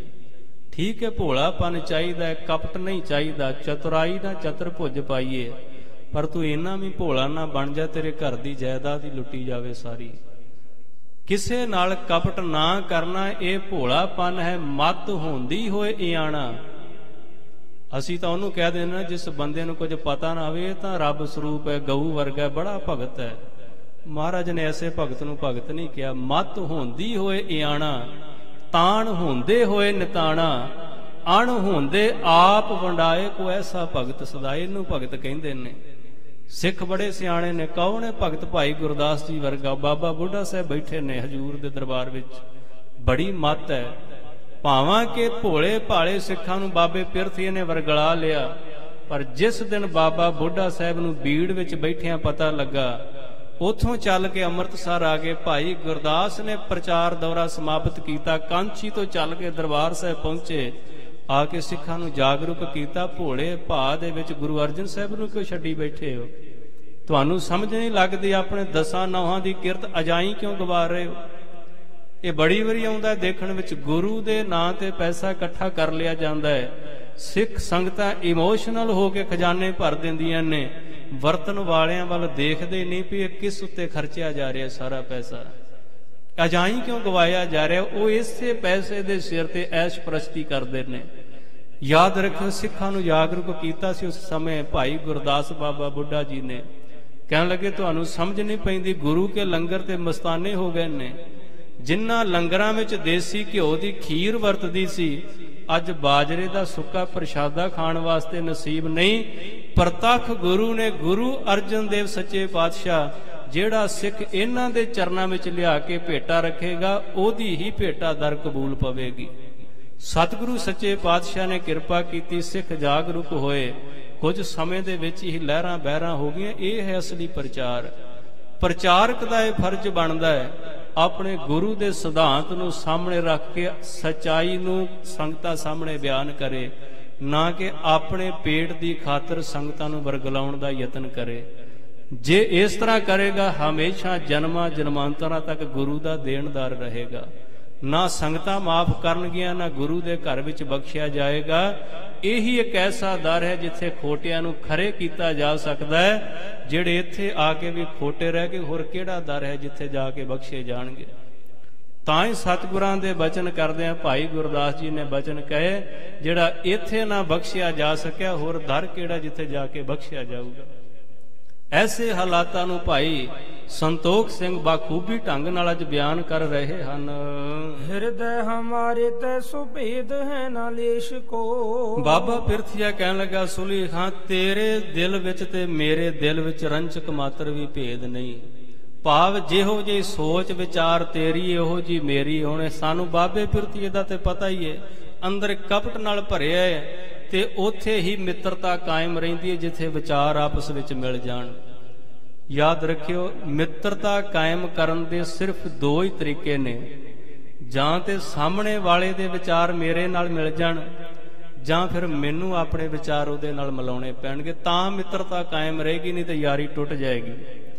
ਇਹੀ ਕਾਰਨ ਸਾਡੀ ਗੁਰੂ ਦੇ ਨਾਲ ਮਿੱਤਰਤਾ ਨਹੀਂ ਪੈ ਰਹੀ, ਕਿਉਂਕਿ ਗੁਰੂ ਦੇ ਵਿਚਾਰ ਏਡੇ ਉੱਚੇ ਨੇ, ਉਹਨਾਂ ਵਿੱਚ ਸੰਤੋਖ ਭਰਿਆ ਪਿਆ ਹੈ, ਉਹਨਾਂ ਦੇ ਵਿੱਚ ਸਚਾਈ ਸਮਾਈ ਪਈ ਹੈ, ਉਹਨਾਂ ਦੇ ਅੰਦਰ ਦਇਆ ਹੈ, ਨਿਮਰਤਾ ਹੈ, ਖਿਮਾ ਹੈ, ਸੰਤੋਖ ਹੈ।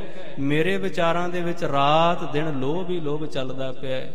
ਇੱਥੇ ਤਾਂ ਕਾਮ ਦੀ ਪ੍ਰਦਰਸ਼ਨੀ ਲੱਗੀ ਪਈ ਹੈ, ਸੰਤੋਖ ਦਾ ਨਾਮੋ ਨਿਸ਼ਾਨ ਨਹੀਂ। ਗੁਰੂ ਦਾ ਸਿੱਖ ਕਿਵੇਂ ਬਣ ਜਾਏ, ਅੰਦਰ ਪਿਆਰ ਕਿਵੇਂ ਪੈਦਾ ਹੋ ਜਾਏ। ਹਾਂ, ਬਹੁਤਿਆਂ ਸਿੱਖਾਂ ਦਾ ਜੇ ਇੱਥੇ ਜ਼ੋਰ ਲੱਗ ਗਿਆ ਵੀ ਗੁਰੂ ਦੇ ਵਿਚਾਰ ਆਪਣੇ ਅਨੁਸਾਰ ਢਾਲ ਲਈਏ, ਲੱਗਾ ਪਿਆ ਜ਼ੋਰ, ਪਰ ਗੁਰੂ ਦੇ ਵਿਚਾਰ ਕਦੀ ਨਹੀਂ ਬਦਲਣੇ। ਗੁਰੂ ਦੇ ਵਿਚਾਰ ਜੁੱਗਾਂ ਪਹਿਲਾਂ ਵੀ ਇਹੀ ਸਨ, ਜੁੱਗਾਂ ਦੇ ਬਾਅਦ ਵੀ ਇਹੀ ਰਹਿਣਗੇ। ਇਸ ਮਨੁੱਖ ਨੂੰ ਹੀ ਵਿਚਾਰ ਆਪਣੇ ਬਦਲਣੇ ਪੈਣਗੇ, ਤਾਂ ਕਰਕੇ ਗੁਰੂ ਦੇ ਦਰ ਵਿੱਚ ਕਬੂਲ ਪਵੇਗਾ। ਆਗੇ ਤੁਮ ਗਏ ਜਬ ਛੋੜ ਗਇਓ ਪੁਰੀ ਤਬ। ਹੁਣ ਬਾਬਾ ਪਿਰਥੀਆ ਥੋੜੀ ਜੀ ਹੋਰ ਹਵਾ ਛਕਾਉਣ ਲੱਗਾ ਸੁਲਹੀ ਖਾਨ ਨੂੰ। ਉਹਨੂੰ ਦੱਸਦਾ ਵੀ ਤੂੰ ਕਿੱਡਾ ਮਹਾਨ ਜਰਨੈਲ ਨੇ। ਕਹਿੰਦਾ ਯਾਦ ਹੈ ਜਦੋਂ ਤੁਸੀਂ ਪਿਛਲੀ ਵਾਰੀ ਅੰਮ੍ਰਿਤਸਰ ਆਏ ਸੀ, ਉਦੋਂ ਗੁਰੂ ਅਰਜਨ ਸਾਹਿਬ ਡਰਦਾ ਹੀ ਅੰਮ੍ਰਿਤਸਰ ਦੀ ਧਰਤੀ ਨੂੰ ਛੱਡ ਗਿਆ ਸੀ। ਜਦੋਂ ਮਹਾਰਾਜ ਝਗੜੇ ਤੋਂ ਬਚਾ ਕਰਦੇ ਵੀ ਘਰ ਹੈ, ਵੱਡਾ ਭਰਾ ਸਤਿਕਾਰ ਕਰਦੇ ਸਨ ਵੀ ਲੋਕ ਸੰਗਤ ਕੀ ਕਹੇਗੀ, ਭਰਾ ਦੇ ਨਾਲ ਲੜਾਈ ਪਾ ਕੇ ਬੈਠ ਗਏ ਨੇ। ਮਹਾਰਾਜ ਨੇ ਸੋਚਿਆ ਚਲੋ ਕੁਝ ਸਮਾਂ ਆਪਾਂ ਨਵੀਂ ਦਸਤਾਰਬੰਦੀ ਹੋਈ ਹੈ, ਗੁਰਤਾ ਗੱਦੀ ਮਿਲੀ ਹੈ, ਘਰ ਵਿੱਚ ਕਲੇਸ਼ ਰੱਖਦਾ ਹੈ, ਹੋ ਸਕਦਾ ਸੁਭਾਅ ਬਦਲ ਜੇ, ਕੁਝ ਸਮਾਂ ਆਪਾਂ ਅੰਮ੍ਰਿਤਸਰ ਹੀ ਛੱਡਦੇ ਨੇ। ਗੁਰੂ ਕੀ ਵਡਾਲੀ ਚਲੇ ਗਏ ਤੇ ਬਾਬਾ ਪਿਰਥੀ ਇਸ ਗੱਲ ਨੂੰ ਆਪਣੀ ਵੱਡੀ ਜਿੱਤ ਸਮਝ ਰਿਹਾ ਹੈ। ਕਹਿਣ ਲੱਗਾ ਯਾਦ ਹੈ ਸੁਲਹੀ ਖਾਂ, ਜਦੋਂ ਤੁਸੀਂ ਪਿਛਲੀ ਵਾਰੀ ਅੰਮ੍ਰਿਤਸਰ ਆਏ ਸੀ, ਉਦੋਂ ਮੇਰਾ ਭਰਾ ਡਰਦਾ ਹੀ ਅੰਮ੍ਰਿਤਸਰ ਨੂੰ ਛੱਡ ਗਿਆ ਸੀ। ਜਾਏ ਬਸਿਓ ਗ੍ਰਾਮ ਮੈਂ ਸਮਾਜ ਲੈ ਅਸੀਸ ਕੋ। ਆਪਣਾ ਸਾਰਾ ਘਰ ਪਰਿਵਾਰ ਨਾਲ ਲੈ ਕੇ ਸਾਜੋ ਸਮਾਨ ਕਿਤੇ ਦੂਰ ਗ੍ਰਾਂ ਦੇ ਵਿੱਚ ਜਾ ਕੇ ਹੋਰ ਇਲਾਕੇ ਵਿੱਚ ਰਹਿਣ ਲੱਗ ਪਿਆ। ਆਪ ਸੰਗ ਮਿਲਿਓ ਆਏ ਤਬ ਮੈਂ ਸੁ ਰਹਿਓ ਸੁਪੁਰ। ਕਹਿਣ ਲੱਗੇ ਉਦੋਂ ਆਪਾਂ ਬੜੇ ਸੁੱਖ ਦੇ ਨਾਲ ਦੋਵੇਂ ਭਰਾ, ਤੁਸੀਂ ਤੇ ਮੈਂ, ਅੰਮ੍ਰਿਤਸਰ ਵਿੱਚ ਕੈਸੇ ਸੁਹਾਵਨੇ ਦਿਨ ਗੁਜ਼ਾਰਨ ਕੀਤੇ ਸਨ। ਮਤ ਬਤਾਏ 3 ਗ੍ਰਾਮ ਤਾਜੇ ਆਇਓ ਹੈ। ਹਾਂ, ਕਹਿਣ ਲੱਗੇ ਹੁਣ 3 ਸਾਲ ਹੋ ਗਏ ਨੇ, ਹੁਣ ਫਿਰ ਗੁਰੂ ਅਰਜਨ ਸਾਹਿਬ ਦੁਬਾਰਾ ਅੰਮ੍ਰਿਤਸਰ ਧਰਤੀ ਤੇ ਆ ਗਏ ਹਨ। ਹਮ ਸੋ ਸਨੇਹ ਠਾਨ ਪੁਰੀ ਬਸਿਓ ਆਨ ਕਰ। ਬੜਾ ਪਿਆਰ ਜਤਾਉਂਦਾ, ਆਪਣੇ ਆਪ ਨੂੰ ਭੋਲਾ ਸਿੱਧ ਕਰਨ ਵਾਸਤੇ ਕਹਿੰਦਾ 3 ਸਾਲ ਹੋ ਗਏ ਨੇ, ਵਾਪਸ ਆ ਗਏ ਸੀ। ਉਹ ਵੀ ਮੇਰੀ ਗਲਤੀ ਹੈ, ਮੇਰੇ ਨਾਲ ਬੜੀਆਂ ਚਿੱਠੀ ਪੱਤਰ ਕਰਕੇ ਬੜਾ ਪਿਆਰ ਜਤਾਉਂਦੇ ਰਹੇ ਕਿ ਬਾਬਾ ਪਿਰਥੀ ਚੰਦ ਜੀ ਤੁਹਾਡੇ ਤੋਂ ਬਿਨਾਂ ਸਾਡਾ ਤੇ ਚੇਤੇ ਹੀ ਨਹੀਂ ਲੱਗਦਾ। ਕਹਿਣ ਲੱਗਾ ਮੈਂ ਤਾਂ ਉਹਨਾਂ ਦੀਆਂ ਮਿੱਠੀਆਂ ਗੱਲਾਂ ਵਿੱਚ ਆ ਗਿਆ ਤੇ ਮੈਂ ਦੁਬਾਰਾ ਉਹਨਾਂ ਨੂੰ ਅੰਮ੍ਰਿਤਸਰ ਵਿੱਚ ਰਹਿਣ ਵਾਸਤੇ ਕਹਿ ਦਿੱਤਾ। ਬੀਤੇ ਹੈ ਬਰਖ ਦੋਏ ਮਹਾ ਸੁਖ ਪਾਇਓ ਹੈ। ਪਰ ਹੁਣ 2 ਸਾਲ ਹੋ ਗਏ ਨੇ ਉਹਨਾਂ ਨੂੰ ਅੰਮ੍ਰਿਤਸਰ ਵਿੱਚ ਰਹਿੰਦਿਆਂ। ਬੜਾ ਸਾਜੋ ਸਮਾਨ ਇਕੱਠਾ ਕਰ ਲਿਆ, ਬੜਾ ਕੀਮਤੀ ਮਕਾਨ ਤਿਆਰ ਕਰ ਲਿਆ। ਹਰਿਮੰਦਰ ਸਾਹਿਬ ਨੂੰ ਇੱਕ ਮਕਾਨ ਹੀ ਦੱਸਦਾ ਹੈ, ਬੜਾ ਸੋਹਣਾ ਗੁਰੂ ਅਰਜਨ ਸਾਹਿਬ ਨੇ ਆਪਣਾ ਘਰ ਬਣਾ ਲਿਆ ਹੈ। ਬੜੋ ਭਰਾਤ ਮੈਂ ਹੂੰ ਗੁਰੂ ਪਦ ਅਧਿਕਾਰ ਮੇਰੋ। ਹੁਣ ਤੁਸੀਂ ਦੱਸੋ ਸੁਲਹੀ ਖਾਨ ਜੀ, ਘਰ ਦੇ ਵਿੱਚੋਂ ਮੈਂ ਵੱਡਾ ਭਰਾ ਵਾਂ, ਗੁਰੂ ਬਣਨ ਦਾ ਅਧਿਕਾਰ ਮੇਰਾ ਸੀ, ਕਿਉਂਕਿ ਉਸ ਸਮੇਂ ਪੁਰਾਣੇ ਪਰਿਵਾਰਾਂ ਦੀਆਂ ਪਰੰਪਰਾਵਾਂ ਬਣਦੀਆਂ ਨੇ, ਪਰੰਪਰਾਵਾਂ ਟੁੱਟਦੀਆਂ ਨੇ। ਹਰ ਇੱਕ ਜਾਤ, ਕੌਮ, ਪਰਿਵਾਰ, ਬਰਾਦਰੀ ਦੀ ਆਪਣੀ ਵੱਖਰੀ ਪਰੰਪਰਾ ਹੁੰਦੀ ਹੈ। ਕਈ ਵਾਰਾਂ ਅਰਦਾਸੀਏ ਸਿੰਘ ਲਾਵਾਂ ਦੇ ਸਮੇਂ ਵੀ ਇਹ ਸ਼ਬਦ ਵਰਤਦੇ ਨੇ, ਗੁਰੂ ਘਰ ਦੀ ਪਰੰਪਰਾ ਅਨੁਸਾਰ। ਗੁਰੂ ਘਰ ਦੀ ਮਰਿਆਦਾ ਹੁੰਦੀ ਹੈ, ਮਰਿਆਦਾ ਕਦੇ ਬਦਲਦੀ ਨਹੀਂ ਹੁੰਦੀ। ਪਰੰਪਰਾਵਾਂ ਬਦਲਦੀਆਂ ਨੇ ਤੇ ਪਰੰਪਰਾਵਾਂ ਬਰਾਦਰੀਆਂ ਦੀਆਂ ਹੁੰਦੀਆਂ ਨੇ, ਪਰਿਵਾਰਾਂ ਦੀਆਂ ਹੁੰਦੀਆਂ ਨੇ। ਇੱਥੇ ਕਿਸੇ ਪਰਿਵਾਰ ਦੀ ਪਰੰਪਰਾ ਨਹੀਂ ਨਿਭਾਈ ਜਾਣੀ, ਇੱਥੇ ਗੁਰੂ ਦੀ ਮਰਿਆਦਾ ਦੇ ਤਹਿਤ ਹੀ ਚੱਲਿਆ ਜਾਣਾ ਤੇ ਸਾਰਿਆਂ ਨੇ ਇਹ ਮੰਨ ਕੇ ਚੱਲਣਾ ਏਕ ਪਿਤਾ ਏਕ ਸਕੇਹਾ ਮੁਬਾਰਕ। ਇਸ ਕਰਕੇ ਬਾਬਾ ਪਿਰਥੀਆ ਕਹਿਣ ਲੱਗਾ ਵੀ ਪਹਿਲਾਂ ਤੇ ਉਹਨਾਂ ਮੇਰੇ ਨਾਲ ਗੱਲਬਾਤ ਕੀਤੀ, ਉਹਨਾਂ ਨੂੰ ਮੈਂ ਅੰਮ੍ਰਿਤਸਰ ਰਹਿਣ ਲਈ ਹਾਂ ਕਰ ਬੈਠਾ, ਹੁਣ ਉਹ ਆਪਣਾ ਪੱਕਾ ਡੇਰਾ ਲਾ ਕੇ ਬਹਿ ਗਏ ਹਨ। ਪਿਤਾ ਨੇ ਅਜੋਗ ਕਰ ਗਾਦੀ ਸੋਂ ਬਿਠਾਇਓ ਹੈ। ਦੇਖੋ ਅੰਦਰਲਾ ਸਾੜਾ ਕਿੱਥੋਂ ਤੱਕ ਚਲਿਆ ਗਿਆ। ਸੁਲਹੀ ਖਾਨ ਨੂੰ ਕਹਿਣ ਲੱਗਾ ਵੀ ਮੇਰੇ ਪਿਤਾ ਨੂੰ ਅਸਲ ਵਿੱਚ ਸਮਝ ਨਹੀਂ ਸੀ, ਗੁਰੂ ਰਾਮਦਾਸ ਸਾਹਿਬ ਨੂੰ ਪਤਾ ਨਹੀਂ ਲੱਗਾ, ਉਹਨਾਂ ਨੇ ਭੁਲੇਖੇ ਨਾਲ ਮੇਰੇ ਛੋਟੇ ਭਰਾ ਨੂੰ ਗੁਰਤਾ ਗੱਦੀ ਦੇ ਦਿੱਤੀ ਹੈ। ਅਯੋਗ ਕੰਮ ਕੀਤਾ ਹੈ, ਗਲਤ ਕੰਮ ਕੀਤਾ, ਆਪਣੇ ਪਿਤਾ ਨੂੰ ਗਲਤ ਬਣਾ ਰਿਹਾ, ਆਪਣੀ ਇੰਨੀ ਮਤ ਹੰਕਾਰੀ ਹੋ ਗਈ ਕਿ ਜਿਸ ਗੁਰੂ ਰਾਮਦਾਸ ਦੇ ਚਰਨਾਂ ਵਿੱਚ ਚਾਰੇ ਕੁੰਡਾਂ ਆ ਕੇ ਝੁਕਦੀਆਂ ਨੇ, ਇਸ ਲੋਭੀ ਮਨੁੱਖ ਨੇ, ਹੰਕਾਰੀ ਪੁਰਖ ਨੇ ਗੁਰੂ ਅਰਜਨ ਸਾਹਿਬ ਨੂੰ ਗਲਤ ਸਾਬਤ ਕਰਨ ਵਾਸਤੇ ਗੁਰੂ ਰਾਮਦਾਸ ਮਹਾਰਾਜ ਦੇ ਪ੍ਰਤੀ ਵੀ ਮਾੜੇ ਬੋਲ ਬੋਲ ਰਿਹਾ ਹੈ। ਜੇਤਨਾ ਦਰਬ ਆਪ ਰਾਖਤ ਸਰਬ। ਕਹਿਣ ਲੱਗਾ ਦੇਖੋ ਹੁਣ ਲੋਕ ਆਉਂਦੇ ਨੇ, ਭਟਾਵਾਂ ਲੈਂਦੇ ਨੇ, ਗੁਰੂ ਜਾਣ ਕੇ ਸਤਿਕਾਰ ਕਰਦੇ ਨੇ ਗੁਰੂ ਅਰਜਨ ਸਾਹਿਬ ਦਾ, ਤੇ ਮੈਨੂੰ ਤਾਂ ਕੁਝ ਵਿੱਚੋਂ ਦਿੰਦੇ ਕੁੱਖ ਨਹੀਂ। ਝਗੜਾ ਹੀ ਇਸੇ ਗੱਲ ਦਾ ਹੈ। ਗੁਰੂ ਘਰਾਂ ਦੇ ਵਿੱਚ ਕਲੇਸ਼ ਇਸ ਵਾਸਤੇ ਨਹੀਂ ਪੈਂਦਾ ਵੀ ਸਵੇਰੇ 3 ਵਜੇ ਮਹਾਰਾਜ ਦਾ ਪ੍ਰਕਾਸ਼ ਕਰਨ ਵਾਸਤੇ ਮੈਂ ਆਉਣਾ, ਇਸ ਵਾਸਤੇ ਲੜਾਈ ਨਹੀਂ। ਲੜਾਈ ਇਕੱਲੀ ਗੋਲਕ ਦੇ ਵਾਸਤੇ। ਬੜਾ ਪੁਰਾਣਾ ਝਗੜਾ ਚੱਲਿਆ ਆਉਂਦਾ ਹੈ। ਕਹਿਣ ਲੱਗੇ ਦੇਖੋ ਸੰਗਤਾਂ ਭਟਾਵਾਂ ਰੱਖਦੀਆਂ ਨੇ ਆ ਕੇ, ਤੇ ਗੁਰੂ ਅਰਜਨ ਸਾਹਿਬ ਮੈਨੂੰ ਵਿੱਚੋਂ ਹਿੱਸਾ ਹੀ ਨਹੀਂ ਦਿੰਦੇ। ਇਹ ਤਾਂ ਦਾਤ ਜੋਤ ਖਸਮੈ ਵਡਿਆਈ ਹੈ। ਇਹਦੇ ਵਿੱਚ ਇਹ ਥੋੜੀ ਹੈ ਕਿ ਗੁਰੂ ਦੀ ਗੋਲਕ ਦੇ ਵਿੱਚੋਂ ਕੋਈ ਪਰਿਵਾਰ ਹਿੱਸਾ ਵੰਡਾਵੇ। ਗਰੀਬ ਦਾ ਮੂੰਹ ਹੈ ਗੋਲਕ। ਇਸ ਕਰਕੇ ਬਾਬੇ ਪਿਰਥੀਏ ਦੇ ਵਿਚਾਰ ਏਡੇ ਗਿਰ ਗਏ ਨੇ ਵੀ ਗੁਰੂ ਦੀ ਗੋਲਕ ਨੂੰ ਆਪਣੇ ਪਰਿਵਾਰ ਦੀ ਐਸ਼ ਪ੍ਰਸਤੀ ਵਾਸਤੇ ਵਰਤਣਾ ਚਾਹੁੰਦਾ ਤੇ ਗੁਰੂ ਅਰਜਨ ਸਾਹਿਬ ਬਣਦਾ ਹਿੱਸਾ ਮੈਨੂੰ ਨਹੀਂ ਦਿੰਦੇ। ਔਰ ਧਾਰਤ ਗਰਭ ਕੋ ਸਮਾਜ ਅਧਿਕਾਇਓ ਹੈ। ਹਾਂ, ਉਹਨਾਂ ਦੇ ਕੋਲ ਸਾਜੋ ਸਮਾਨ ਬੜਾ ਵੱਧ ਗਿਆ ਹੈ। ਕੀਮਤੀ ਭਟਾਵਾਂ ਸੰਗਤਾਂ ਲੈ ਕੇ ਆਉਂਦੀਆਂ ਨੇ, ਇਸ ਕਰਕੇ ਮੇਰਾ ਛੋਟਾ ਭਰਾ ਹੰਕਾਰੀ ਬਣ ਕੇ ਬੈਠ ਗਿਆ ਹੈ। ਸ਼ਾਹ ਕੋ ਨਾਮ ਜਾਣੈ ਨਹੀਂ ਹਾਕਮ ਕੋ ਨ ਮਾਨੈ ਕਬ। ਨਾ ਤੇ ਉਹ ਹਿੰਦੁਸਤਾਨ ਦੇ ਬਾਦਸ਼ਾਹ ਦਾ ਡਰ ਮੰਨਦਾ ਹੈ, ਤੇ ਨਾ ਹੀ ਉਹ ਪੰਜਾਬ ਦੇ ਇਲਾਕੇ ਦਾ ਜਿਹੜਾ ਹਾਕਮ ਹੈ ਉਹਦਾ ਹੀ ਉਹਨੂੰ ਨਾ ਕੋਈ ਭੈ ਹੈ। ਤਰਾਸ ਕੋ ਨਾ ਠਾਨੈ ਮਾਨ ਮਨ ਮੈਂ ਵਧਾਏ ਕਰ। ਐਡਾ ਅਭਿਮਾਨੀ ਹੋ ਚੁੱਕਾ, ਐਡਾ ਮਾਣ ਮਤਾ ਹੈ ਕਿ ਨਾ ਉਹਨੂੰ ਸਰਕਾਰ ਦੀ ਨਾ ਸਰਕਾਰ ਦੇ ਦਰਬਾਰੀਆਂ ਦਾ ਕੋਈ ਭੈ ਨਹੀਂ। ਬਿਨਾਂ ਭੈ ਤੋਂ ਆ ਕੇ ਮੇਰਾ ਛੋਟਾ ਭਰਾ ਗੁਰੂ ਅਰਜਨ ਸਾਹਿਬ ਮਨ ਮਾਨੀਆਂ ਕਰ ਰਿਹਾ ਹੈ। ਆਏ ਚਾਰ ਔਰ ਤੇ ਉਪਾਏ ਨਾ ਅਨੇਕ ਭਾਂਤ। ਬਾਰ-ਬਾਰ ਗੱਲਾਂ ਉਹਨਾਂ ਦਾ ਜ਼ਿਕਰ ਕਰਦਾ ਜਿਹਦੇ ਵਾਸਤੇ ਝਗੜਾ ਚੱਲਦਾ ਹੈ। ਕਹਿਣ ਲੱਗਾ ਚਾਰੇ ਦਿਸ਼ਾਵਾਂ ਤੋਂ ਸੰਗਤਾਂ ਆ ਰਹੀਆਂ ਨੇ ਤੇ ਕੀਮਤੀ ਭਟਾਵਾਂ ਮੇਰੇ ਸਾਹਮਣੇ ਗੁਰੂ ਅਰਜਨ ਸਾਹਿਬ ਦੇ ਚਰਨਾਂ ਵਿੱਚ ਰੱਖਦੀਆਂ ਹਨ। ਜੇਤ ਸਭ ਜਾਤ ਬਹੁ ਸੀਸ ਕੋ ਨਿਵਾਏ ਕਰ। ਆ ਕੇ ਨਾਲੇ ਤਾਂ ਭਟਾਵਾਂ ਰੱਖਦੇ ਨੇ, ਨਾਲੇ ਉਹਨਾਂ ਦੇ ਚਰਨਾਂ ਨੂੰ ਸਪਰਸ਼ ਕਰਦੇ ਨੇ, ਝੁਕ ਝੁਕ ਕੇ ਨਮਸਕਾਰਾਂ ਕਰਦੇ ਨੇ। ਇਹ ਬੜੀ ਵੱਡਾ ਅੰਦਰ ਦਾ ਸਾੜਾ ਹੈ ਜਿਹਦੇ ਅੰਦਰ ਪੈਦਾ ਹੋ ਜਾਏ ਜਿਉਂਦਾ ਜਾਗਦਾ ਬੰਦਾ ਮੁਰਦਾ ਹੋ ਜਾਂਦਾ ਹੈ। ਇਹ ਹਾਲਾਤ ਬਾਬੇ ਪਿਰਥੀਏ ਦੇ ਬਣੇ ਹਨ। ਮੋਸੋਂ ਕਰੈ ਬਾਦ ਉਰ ਧਾਰਿਕ ਹੈ ਪ੍ਰਮਾਦ ਬਡੋ। ਆ ਕਹਿੰਦੇ ਹੰਕਾਰੀ ਹੋ ਗਏ ਨੇ, ਸਿੱਖਾਂ ਦੀ ਗਿਣਤੀ ਉਹਨਾਂ ਪਿੱਛੇ ਜ਼ਿਆਦੀ ਹੈ, ਪੈਸੇ ਕਰਕੇ ਵੀ ਮੇਰੇ ਤੋਂ ਅਗਾਂਹ ਲੰਘ ਗਏ ਨੇ। ਇਸ ਕਰਕੇ ਬੜੇ ਹੰਕਾਰ ਦੇ ਨਾਲ ਮੇਰੇ ਉੱਤੇ ਰੋਹਬ ਰੱਖਦੇ ਹਨ। ਲੋਕਪੁਰੀ ਆਦਿ ਕੇ ਸਭਨ ਸਿੱਖ ਰਾਏ ਕਰ। ਹਾਂ, ਜਿੰਨੇ ਵੀ ਅੰਮ੍ਰਿਤਸਰ ਦੇ ਲੋਕ ਨੇ, ਜਿੰਨੀਆਂ ਵੀ ਸਿੱਖ ਸੰਗਤਾਂ, ਸਾਰਿਆਂ ਨੂੰ ਉਹਨਾਂ ਨੇ ਆਪਣੀ ਪੱਟੀ ਪੜ੍ਹਾ ਰੱਖੀ ਹੈ। ਸਾਰੇ ਉਹਨਾਂ ਦੇ ਵੱਲ ਦੀ ਗੱਲ ਕਰਦੇ ਨੇ। ਇਹ ਹੰਕਾਰੀ ਬੰਦਾ ਜਿਹਦੇ ਕੋਲ ਪੈਸਾ ਵੀ ਹੋਵੇ, ਉਹ ਧਰਮ ਦੇ ਨਾਂ ਤੇ ਫਿਰ ਭੋਲਿਆਂ ਨੂੰ ਲੁੱਟਣ ਦਾ ਯਤਨ ਕਰਦਾ। ਅਸੀਂ ਸੁਣਦੇ ਰਹਿੰਦੇ ਹਾਂ ਪੰਜਾਬ ਦੇ ਵਿੱਚ ਪੰਥ ਦੇ ਨਾਂ ਤੇ ਕਿੰਨੇ ਕਿੰਨੇ ਸਾਲ ਸਰਕਾਰਾਂ ਲੁੱਟ ਜਾਂਦੀਆਂ ਨੇ। ਕੁਰਸੀ ਆਪਣੀ ਜਾਂਦੀ ਹੁੰਦੀ ਹੈ ਤੇ ਗੱਲ ਪੰਥ ਦੀ ਕਰਦੇ ਨੇ ਵੀ ਪੰਥ ਨੂੰ ਢਾਹ ਲੱਗ ਰਹੀ ਹੈ। ਪੰਥ ਨੂੰ ਕੋਈ ਢਾਹ ਨਹੀਂ ਲੱਗ ਰਹੀ, ਕਿਉਂਕਿ ਢਾਹ ਉਹਨੂੰ ਲੱਗਦੀ ਹੈ ਜਿਹੜਾ ਜੰਮਿਆ ਹੋਵੇ, ਉਹਨੂੰ ਮਰਨ ਦਾ ਖਤਰਾ ਹੁੰਦਾ ਹੈ। ਜਿਹੜਾ ਪ੍ਰਗਟ ਹੋਇਆ ਹੋਵੇ ਉਹਨੂੰ ਕਦੀ ਮੌਤ ਨਹੀਂ ਆਉਂਦੀ। ਪ੍ਰਗਟਿਓ ਖਾਲਸਾ ਪਰਮਾਤਮ ਕੀ ਮੌਜ। ਇਹ ਪ੍ਰਗਟ ਹੋਇਆ, ਇਹਨੂੰ ਮਾਰਨ ਦਾ ਤੇ ਕਾਰਨ ਹੀ ਕੋਈ ਨਹੀਂ। ਪਰ ਮੇਰੇ ਅੰਦਰ ਦਾ ਹੰਕਾਰ ਇਹ ਗੱਲ ਕਹਿ ਰਿਹਾ ਕਿ ਮੇਰੀ ਕੁਰਸੀ ਜਾਂਦੀ ਪਈ ਏ ਤੇ ਲੋਕ ਜੁੜੇ ਨੇ ਧਰਮ ਦੇ ਨਾਲ, ਤੇ ਕਿਉਂ ਨਾ ਧਰਮ ਦਾ ਨਾਮ ਲੈ ਕੇ ਦੁਹਾਈ ਪਾ ਦਿਆਂ ਵੀ ਤੁਹਾਡੇ ਧਰਮ ਨੂੰ ਖਤਰਾ ਹੈ। ਧਰਮ ਦਾ ਖਤਰਾ ਤੇ ਉਹਨੂੰ ਹੋ ਜਿਹਨੇ ਧਰਮ ਨੂੰ ਧਾਰਨ ਕੀਤਾ ਹੋ, ਜਿਹਨੇ ਧਰਮ ਨੂੰ ਧਾਰਨ ਹੀ ਨਹੀਂ ਕੀਤਾ ਉਹਨੂੰ ਖਤਰਾ ਕਾਹਦਾ ਹੈ। ਤੇ ਦੁਹਾਈ ਉਹ ਪਾ ਰਿਹਾ ਜਿਹਨੇ ਆਪ ਧਰਮ ਨੂੰ ਧਾਰਨ ਨਹੀਂ ਕੀਤਾ। ਬੜੀ ਵਾਰੀ ਇਹ ਸ਼ਬਦ ਸੁਣਨ ਵਾਸਤੇ ਮਿਲਣਗੇ, ਪੰਥ ਨੂੰ ਬੜੀ ਢਾਹ ਲੱਗ ਰਹੀ, ਪੰਥ ਨੂੰ ਬੜਾ ਖਤਰਾ। ਪੰਥ ਸਦੀਆਂ ਪਹਿਲਾਂ ਵੀ ਚੜ੍ਹਦੀ ਕਲਾ 'ਚ ਸੀ, ਪੰਥ ਕਦੀ ਢਹਿੰਦੀ ਕਲਾ 'ਚ ਨਹੀਂ ਗਿਆ। ਪੰਥ ਦੇ ਪੰਥੀਆਂ ਨਾਲ ਤੁਸੀਂ ਬੈਠੇ ਕਦੋਂ ਸੀ? ਅਜੇ ਤੱਕ ਉਸ ਪੰਥ ਦੇ ਪਾਂਦੀਆਂ ਦੀ ਤੁਹਾਡੀ ਸੰਗਤ ਹੀ ਨਹੀਂ ਹੋਈ। ਉਹ ਤਾਂ 1.25 ਲੱਖ ਵੀ ਚੜ੍ਹਦੀ ਕਲਾ ਵਿੱਚ ਸੀ। ਜਿਸ ਦਿਨ ਪੰਥ ਦੇ ਸਿੰਘ ਲੱਭਿਆ ਪੰਜਾਬ ਵਿੱਚ ਨਹੀਂ ਸਨ ਲੱਭਦੇ। ਕਦੀ ਬੋਤਾ ਸਿੰਘ ਗਰਜਾ ਸਿੰਘ ਨੇ ਕਿਹਾ ਸੀ ਪੰਥ ਨੂੰ ਬੜਾ ਖਤਰਾ, ਹੁਣ ਤੇ ਦਿਖਦਾ ਹੀ ਕੋਈ ਨਹੀਂ। ਉਹ ਦੋ ਹੀ ਸਨ, ਚੜ੍ਹਦੀ ਕਲਾ ਵਿੱਚ ਵਿਚਰ ਰਹੇ ਸਨ। ਜਿਸ ਦਿਨ ਉਹਨਾਂ ਦੇ ਕੰਨਾਂ ਵਿੱਚ ਇਹ ਬੋਲ ਪਏ, ਉਹਨਾਂ ਕਿਹਾ ਸਿੱਖ ਤਾਂ ਲੱਭਿਆ ਨਹੀਂ ਲੱਭਦੇ। ਉਸੇ ਵੇਲੇ ਹਕੂਮਤ ਦੀਆਂ ਅੱਖਾਂ ਦੇ ਸਾਹਮਣੇ ਆ ਗਏ, ਕਿਉਂ ਨਹੀਂ ਲੱਭਦੇ? ਤੁਸੀਂ ਕੀ ਸਮਝਿਆ ਸਿੱਖਾਂ ਨੂੰ ਮੁਕਾ ਦਿੱਤਾ ਹੈ? ਇਹੋ ਜਿਹੇ ਕੁਝ ਵੀ ਹੋਣ ਗਿਣਤੀ ਦੇ ਵਿੱਚ, ਤੇ ਯਾਦ ਰੱਖਿਓ ਉਹਨਾਂ ਦੇ ਅੰਦਰ ਦਾ ਉਛਾਲਾ ਧਰਮ ਦਾ ਜਜ਼ਬਾ ਲੱਖਾਂ ਵੈਰੀਆਂ ਦੇ ਸਿਰ ਝੁਕਾ ਚੱਕਦਾ ਹੈ। ਜੇ ਭੇਖੀਆਂ ਦੀ ਗਿਣਤੀ ਲੱਖਾਂ ਹੋ ਜਾਏ, ਲੱਖਾਂ ਦੀ ਗਿਣਤੀ ਵੀ ਵਿਰੋਧੀ ਅੱਗੇ ਆਪਣੀਆਂ ਪੱਗਾਂ ਲਾ ਕੇ ਰੱਖ ਦੇਗੀ।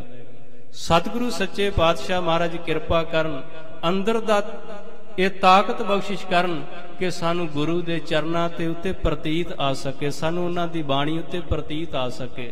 ਸਾਨੂੰ ਪ੍ਰਤੀਤ ਕੋਈ ਨਹੀਂ, ਸਾਨੂੰ ਭਰੋਸਾ ਕੋਈ ਨਹੀਂ, ਸਾਨੂੰ ਤੇ ਸ਼ੰਕਾ ਪੈਦਾ ਹੋ ਜਾਂਦਾ ਜਦੋਂ ਗੁਰੂ ਸਾਹਿਬ ਕਹਿੰਦੇ ਨੇ ਜਿਤਨੇ ਜੀ ਜੀਵੇ ਲੈ ਸਾਹਾ ਜੀਵਾਲੇ ਤਾਂ ਕਿ ਅਸਾ। ਜਿਤਨੇ ਵੀ ਸਵਾਸਾਂ ਧਾਰੀ ਸਰੀਰ ਜਿਉਂਦੇ ਪਏ ਨੇ, ਜੇ ਮਾਲਕ ਆਪਣੀ ਆਈ ਤੇ ਆਏ ਬਿਨਾਂ ਸਵਾਸਾਂ ਤੋਂ ਰੱਖ ਸਕਦਾ, ਇੱਥੇ ਸਿੱਖ ਨੂੰ ਫਿਰ ਸ਼ੰਕਾ ਉੱਠਦਾ ਹੈ ਵੀ ਨਾਸਾ ਵਾਲੇ ਤਾਂ ਇਹ ਗੱਲ ਕਹਿੰਦੇ ਨਹੀਂ, ਗੁਰੂ ਸਾਹਿਬ ਕਿਸ ਬੁਨਿਆਦ ਤੇ ਕਹਿ ਰਹੇ ਨੇ। ਕਿਉਂਕਿ ਪਿਆਰ ਹੋਰ ਚੀਜ਼ ਹੈ, ਪ੍ਰਤੀਤ ਹੋਰ ਚੀਜ਼ ਹੈ। ਯਾਦ ਰੱਖਿਓ, ਪ੍ਰੀਤ ਬਹੁਤਿਆਂ ਨਾਲ ਹੋ ਸਕਦੀ ਹੈ, ਪ੍ਰਤੀਤ ਇੱਕ ਅੱਧੇ ਤੇ ਹੁੰਦੀ। ਜਿਗਰੀ ਯਾਰ ਇੱਕ ਅੱਧਾ ਹੁੰਦਾ ਜਿਹਦੇ ਉੱਤੇ ਪ੍ਰਤੀਤ ਹੁੰਦੀ ਹੈ। ਮੈਂ ਇੱਕ ਹਫ਼ਤੇ ਵਾਸਤੇ ਘਰ ਨੂੰ ਛੱਡ ਕੇ ਚੱਲਿਆ, ਸਾਰੇ ਮਹੱਲੇ ਨੂੰ ਨਹੀਂ ਕਹਿ ਕੇ ਜਾਂਦਾ ਵੀ ਮੇਰੇ ਘਰ ਦਾ ਪਿੱਛੋਂ ਧਿਆਨ ਰੱਖਿਓ। ਮੇਰੀ ਸਾਰੇ ਮਹੱਲੇ ਵਾਲਿਆਂ ਨਾਲ ਅਣਬਣ ਵੀ ਨਹੀਂ, ਕੋਈ ਝਗੜਾ ਨਹੀਂ, ਪਰ ਪਿਆਰ ਸਾਰਿਆਂ ਨਾਲੇ, ਪਰ ਪ੍ਰਤੀਤ ਉਹਨਾਂ ਸੈਂਕੜਿਆਂ ਘਰਾਂ ਵਿੱਚੋਂ ਇੱਕ ਜਾਣੇ ਤੇ ਸੀ। ਮੈਂ ਉਹਨੂੰ ਕਹਿ ਕੇ ਚੱਲਿਆ ਪਿੱਛੋਂ ਪਰਿਵਾਰ ਦਾ ਧਿਆਨ ਰੱਖੀ। ਇਸ ਕਰਕੇ ਗੁਰੂ ਦੇ ਨਾਲ ਪ੍ਰੀਤ ਹੈ ਸਿੱਖਾਂ ਦੀ, ਚਾਹੀਦੀ ਵੀ ਹੈ। ਪ੍ਰਤੀਤ ਕਰਨ ਵਾਲਾ ਲੱਖਾਂ ਦੇ ਵਿੱਚੋਂ ਇੱਕ ਅੱਧਾ ਹੁੰਦਾ ਹੈ। ਕੋਟ ਮਦੇ ਕੋ ਬਿਰਲਾ ਸੇਵਕ, ਹੋਰ ਸਗਲੇ ਬਿਹਾਰੀ। ਬਾਕੀ ਤਾਂ ਵਪਾਰ ਕਰਨ ਆਉਂਦੇ ਨੇ ਵੀ ਇੰਨਾ ਕੁ ਤੂੰ ਸਾਨੂੰ ਦੇ, ਇੰਨੇ ਕੁ ਦਿਨ ਅਸੀਂ ਤੇਰੇ ਕੋਲ ਚੱਲ ਕੇ ਆਵਾਂਗੇ। ਮਹਾਰਾਜ ਕਹਿੰਦੇ ਵਪਾਰੀ ਕਰੋੜਾਂ ਹੋ ਸਕਦੇ ਨੇ, ਪਰ ਕੋਟ ਮਦੇ ਕੋ ਬਿਰਲਾ ਸੇਵਕ, ਸੇਵਕ ਕਰੋੜਾਂ ਵਿੱਚੋਂ ਇੱਕ ਅੱਧਾ ਦਿਖਾਈ ਦਿੰਦਾ ਹੈ। ਨਿੰਦਾ ਕੋ ਕਰਾਏ ਮੇਰੀ ਸਿੱਖਿਆ ਨ ਬੇਗਾਰ ਦੇ। ਬਾਬਾ ਪਿਰਥੀਆ ਕਹਿਣ ਲੱਗਾ ਸਾਰੇ ਅੰਮ੍ਰਿਤਸਰ ਦੇ ਲੋਕਾਂ ਨੂੰ ਆਪਣੇ ਨਾਲ ਜੋੜ ਲਿਆ ਗੁਰੂ ਅਰਜਨ ਸਾਹਿਬ ਨੇ। ਥਾਂ ਥਾਂ ਤੇ ਮੇਰੀ ਨਿੰਦਿਆ ਹੋ ਰਹੀ ਹੈ ਤੇ ਗੁਰੂ ਅਰਜਨ ਸਾਹਿਬ ਜਾਣ ਬੁੱਝ ਕੇ ਇਸ ਘਟਨਾ ਨੂੰ ਅੰਜਾਮ ਦੇ ਰਹੇ ਹਨ। ਪੂਜਾ ਹਾਨ ਦੂਜਾ ਹੈ ਨਾ ਆਪ ਕੋ ਵਡਾਏ ਕਰ। ਅੰਦਰਲਾ ਕਪਟ ਫਿਰ ਬਿਆਨ ਕਰ ਜਾਂਦਾ ਹੈ। ਕਹਿਣ ਲੱਗਾ ਮੇਰੀ ਤਾਂ ਕੋਈ ਪੂਜਾ ਹੀ ਨਹੀਂ ਕਰਦਾ, ਮੇਰੇ ਸਾਹਮਣੇ ਕੋਈ ਲਿਆ ਕੇ ਭੇਟਾ ਹੀ ਨਹੀਂ ਰੱਖਦਾ, ਮੈਨੂੰ ਕੋਈ ਨਮਸਕਾਰਾ ਹੀ ਨਹੀਂ ਕਰਦਾ, ਮੇਰਾ ਤੇ ਕਾਰੋਬਾਰ ਹੀ ਸਾਰਾ ਉਹਨਾਂ ਨੇ ਬੰਦ ਕਰ ਦਿੱਤਾ ਹੈ। ਜੋਰ ਪਾਏ ਮੇਰੇ ਪੈ ਵਾਸਤੇ ਨਿਕਾਸ ਦੀਨ। ਔਰ ਏਡੀ ਸਿਆਣਪ ਦੇ ਨਾਲ, ਏਡੀ ਚਤੁਰਾਈ ਦੇ ਨਾਲ ਉਸ ਘਟਨਾ ਨੂੰ ਬਿਆਨ ਕਰ ਰਿਹਾ ਹੈ। ਕਹਿਣ ਲੱਗਾ ਹੁਣ ਦੇਖੋ ਏਡਾ ਹੰਕਾਰੀ ਹੈ ਮੇਰਾ ਛੋਟਾ ਭਰਾ ਕਿ ਮੈਨੂੰ ਘਰੋਂ ਹੀ ਬਾਹਰ ਕੱਢ ਦਿੱਤਾ ਹੈ। ਭਾਵੇਂ ਕਿ ਆਪਣੇ ਕੀਤੇ ਹੋਏ ਤੇ ਸ਼ਰਮਿੰਦਾ ਹੋ ਕੇ ਇਹਨੇ ਅੰਮ੍ਰਿਤਸਰ ਨੂੰ ਛੱਡਿਆ ਹੈ। ਪਤਾ ਲੱਗ ਗਿਆ ਸਾਰੇ ਲੋਕਾਂ ਨੂੰ ਕਿ ਜਾਣ ਬੁੱਝ ਕੇ ਇਹਨੇ ਪੰਡਤ ਨੂੰ ਜ਼ਹਿਰ ਦੇ ਕੇ ਭੇਜਿਆ ਵੀ ਜਾਂ ਦਹੀਂ ਵਿੱਚ ਪਾ ਕੇ ਖਿਲਾ ਦੇ, ਬਾਲ ਹਰਗੋਬਿੰਦ ਨੂੰ ਮਾਰ ਦੇ। ਜਿਉਂ-ਜਿਉਂ ਇਲਾਕੇ ਦੇ ਵਿੱਚ ਖਬਰ ਫੈਲਦੀ ਹੈ, ਲੋਕ ਲਾਹਣਤਾਂ ਪਾਉਂਦੇ ਨੇ ਪਿਰਥੀ ਚੰਦ ਨੂੰ। ਆਪਣੇ ਕੀਤੀ ਹੋਈ ਕਰਤੂਤ ਤੋਂ ਸ਼ਰਮਿੰਦਾ ਹੋ ਕੇ ਭੱਜਿਆ ਤੇ ਸੁਲਹੀ ਖਾਨ ਨੂੰ ਜਾ ਕੇ ਕਹਿੰਦਾ ਕਿ ਮੇਰੇ ਭਰਾ ਨੇ ਮੈਨੂੰ ਘਰੋਂ ਕੱਢ ਦਿੱਤਾ ਹੈ, ਮੇਰੇ ਨਾਲ ਧੱਕਾ ਕੀਤਾ, ਮੈਨੂੰ ਘਰੋਂ ਬਾਹਰ ਕੱਢ ਦਿੱਤਾ ਹੈ। ਆਪਣੋ ਪ੍ਰਕਾਸ਼ ਕੀਨ ਤਰਾਸਹੀਨ ਹੋਏ ਕੈ। ਉਹਨੂੰ ਡਰ ਹੀ ਕੋਈ ਨਹੀਂ, ਕਿਸੇ ਦਾ ਭਾਉ ਨਹੀਂ ਮੰਨਦਾ, ਚਾਰੇ ਪਾਸੇ ਆਪਣੇ ਆਪ ਦੀ ਗੁਰਤਾ ਗੱਦੀ ਨੂੰ ਪ੍ਰਗਟ ਕੀਤਾ ਹੈ। ਨਿਕਸਿਓ ਨਿਰਾਸਰੋ ਮੈਂ ਆਸਰੋ ਨਿਹਾਰਿਓ ਏਕ। ਮੈਂ ਤਾਂ ਨਿਆਸਰਾ ਬੰਦਾ ਹਾਂ, ਗਰੀਬ ਜਿਹਾ ਬੰਦਾ ਹਾਂ, ਕਿਸੇ ਨੂੰ ਕੁਝ ਕਹਿੰਦਾ ਨਹੀਂ। ਇਹ ਬਾਬਾ ਪਿਰਥੀਆ ਕਹਿ ਰਿਹਾ ਹੈ। ਸੁਲਹੀ ਖਾਨ ਨੂੰ ਕਹਿੰਦਾ ਕਿ ਤੁਸੀਂ ਮੇਰੇ ਸੱਜਣ ਹੋਣ ਤੇ ਬਸ ਤੁਹਾਡਾ ਹੀ ਆਸਰਾ ਤੱਕਿਆ ਹੈ। ਸਖਾ ਹੋ ਵਡੇਰੇ ਤੁਮ ਆਇਓ ਇਮ ਜਹ ਜੋਈ ਕੈ। ਮੈਂ ਤਾਂ ਇਹੀ ਆਸ ਲੈ ਕੇ ਤੁਹਾਡੇ ਕੋਲ ਆਇਆ ਕਿ ਤੁਸੀਂ ਮੇਰੇ ਪੁਰਾਣੇ ਮਿੱਤਰ ਹੋ, ਮੇਰੇ ਭੋਲੇ ਭਾਲੇ ਸੁਭਾਅ, ਮੇਰੇ ਨਿਰਸ਼ਲ ਹਿਰਦੇ ਨੂੰ ਤੁਸੀਂ ਚੰਗੀ ਤਰ੍ਹਾਂ ਸਮਝਣ ਵਾਲੇ ਹੋ। ਤੇਰੇ ਬਿਨ ਕੋ ਨਾ ਸਹਾਇਕ ਹਮਾਰੋ ਜਗ। ਹੋਰ ਤੇ ਮੈਨੂੰ ਕੋਈ ਭਰੋਸਾ ਨਹੀਂ, ਮੈਨੂੰ ਤੇਰੇ ਸਹਾਰੇ ਤੋਂ ਬਿਨਾ ਹੋਰ ਕੋਈ ਇਸ ਜਗਤ ਵਿੱਚ ਦਿਖਾਈ ਨਹੀਂ ਦਿੰਦਾ। ਦੇਖੋ ਜਿਹੜਾ ਦਿੱਲੀ ਦਰਬਾਰ ਗੁਰੂ ਅਮਰਦਾਸ ਦੇ ਚਰਨਾਂ ਵਿੱਚ ਝੁਕਦਾ ਰਿਹਾ, ਅਕਬਰ ਆਇਆ ਗੁਰੂ ਅਮਰਦਾਸ ਦੇ ਚਰਨਾਂ ਵਿੱਚ ਝੁਕਿਆ, ਗੁਰੂ ਰਾਮਦਾਸ ਦੇ ਚਰਨਾਂ ਵਿੱਚ ਦਿੱਲੀ ਦਰਬਾਰ ਝੁਕਦਾ ਰਿਹਾ। ਅੱਜ ਉਸ ਘਰ ਦਾ ਇੱਕ ਬਸ਼ਿੰਦਾ ਬਾਬਾ ਪਿਰਥੀਆ ਦਿੱਲੀ ਦਰਬਾਰ ਅੱਗੇ ਝੁਕਣ ਲੱਗਾ। ਉਲਟੀ ਗੰਗਾ ਚੱਲ ਪਈ, ਉਲਟਾ ਵਹਾਅ ਪੈਦਾ ਕਰ ਲਿਆ। ਕਾਰਨ ਅੰਦਰ ਦੀ ਤ੍ਰਿਸ਼ਨਾ, ਅੰਦਰ ਦਾ ਸਾੜਾ, ਅੰਦਰ ਦੀ ਚਿੰਤਾ। ਚਿੰਤਾ ਰਾਚ ਨਾ ਪਰ ਘਰ ਜਾਵਾਂ। ਜੇ ਚਿੰਤਾ ਅੰਦਰ ਪੈ ਜਾਏ, ਤ੍ਰਿਸ਼ਨਾ ਰਾਚ ਨਾ ਪਰ ਘਰ ਜਾਵਾਂ, ਤ੍ਰਿਸ਼ਨਾ ਪਰਾਏ ਦੇ ਘਰ ਦੇ ਅੱਗੇ ਗੋਡੇ ਟੇਕਣ ਨੂੰ ਮਜਬੂਰ ਕਰ ਦਿੰਦੀ ਹੈ। ਇਹੀ ਕਾਰਨ ਪੁਰਾਤਨ ਸਿੱਖਾਂ ਦੇ ਵਿੱਚ ਤ੍ਰਿਸ਼ਨਾ ਕੋਈ ਨਹੀਂ। ਘੋੜਿਆਂ ਦੀਆਂ ਕਾਠੀਆਂ ਤੇ ਰਹਿੰਦੇ ਨੇ, ਜੰਗਲਾਂ ਦੇ ਵਿੱਚ ਬੇਰ ਤੋੜ ਕੇ ਖਾਂਦੇ ਨੇ, ਤੇ ਜਦੋਂ ਸਵੇਰੇ ਨਿਤਨੇਮ ਹੁੰਦਾ ਹੈ, ਸ਼ਾਮ ਸੋਦਰ ਦੀ ਚੌਂਕੀ ਲੱਗਦੀ ਹੈ, ਦੋਹਰਾ ਫਿਰ ਉਹੀ ਪੜ੍ਹਦੇ ਨੇ, ਰਾਜ ਕਰੇਗਾ ਖਾਲਸਾ ਆਕੀ ਰਹੇ ਨਾ ਕੋਏ। ਤੇ ਜੇ ਲਾਹੌਰ ਦਰਬਾਰ ਤੋਂ ਖੁਸ਼ਾਮਦ ਵਾਸਤੇ ਨਵਾਬੀ ਭੇਜੀ ਜਾਂਦੀ ਹੈ ਤੇ ਅੱਗੋਂ ਖਾਲਸਾ ਬੋਲ ਕਹਿੰਦਾ, ਸਾਨੂੰ ਤਾਂ ਗੁਰੂ ਗੋਬਿੰਦ ਸਿੰਘ ਨੇ ਬਾਦਸ਼ਾਹ ਬਣਾਇਆ ਹੈ, ਅਸੀਂ ਕਿਸੇ ਗੁਲਾਮ ਦੀ ਬਾਦਸ਼ਾਹੀ ਕਿਉਂ ਕਬੂਲ ਕਰੀਏ। ਇਹ ਬੋਲ ਕਿਹਦੇ ਅੰਦਰੋਂ ਨਿਕਲਦੇ ਨੇ? ਜਿਹਦੇ ਅੰਦਰ ਤ੍ਰਿਸ਼ਨਾ ਨਹੀਂ। ਤੇ ਜਿਹਦੇ ਅੰਦਰ ਤ੍ਰਿਸ਼ਨਾ ਹੈ ਉਹ ਦਿੱਲੀ ਦਰਬਾਰ ਅੱਗੇ ਜ਼ਰੂਰ ਝੁਕੇਗਾ ਆਪਣੀ ਕੁਰਸੀ ਦੀ ਖਾਤਰ। ਤ੍ਰਿਸ਼ਨਾ ਨੂੰ ਮਾਰ ਕੇ ਗੁਰੂ ਗੋਬਿੰਦ ਸਿੰਘ ਨੇ ਖਾਲਸਾ ਪ੍ਰਗਟ ਕੀਤਾ ਸੀ। ਭਾਵੇਂ ਕਿ ਉਹਨਾਂ ਦੇ ਤਨ ਢੱਕਣ ਵਾਸਤੇ ਕੱਪੜੇ ਨਹੀਂ ਸਨ, ਦਿਨਾਂ ਦੇ ਬਾਅਦ ਖਾਣ ਵਾਸਤੇ ਰੋਟੀ ਦਾ ਟੁੱਕ ਮਿਲਦਾ ਸੀ, ਪਰ ਏਡੀ ਚਾਢੀ ਕਲਾ ਦੇ ਵਿੱਚ ਰਹਿੰਦੇ ਸਨ। ਕਹਿ ਦਿੱਤਾ ਸੀ ਅਬਦਾਲੀ ਨੇ ਕਾਬਲ ਨੂੰ ਜਾਂਦਿਆਂ, ਕਹਿੰਦਾ ਮੈਂ ਸੱਚ ਕਹਿਣਾ ਹੈ, ਆਉਣ ਵਾਲੇ ਸਮੇਂ ਦੇ ਵਿੱਚ ਇਹੀ ਸਿੱਖ ਪੰਜਾਬ ਦੇ ਬਾਦਸ਼ਾਹ ਬਣਨਗੇ।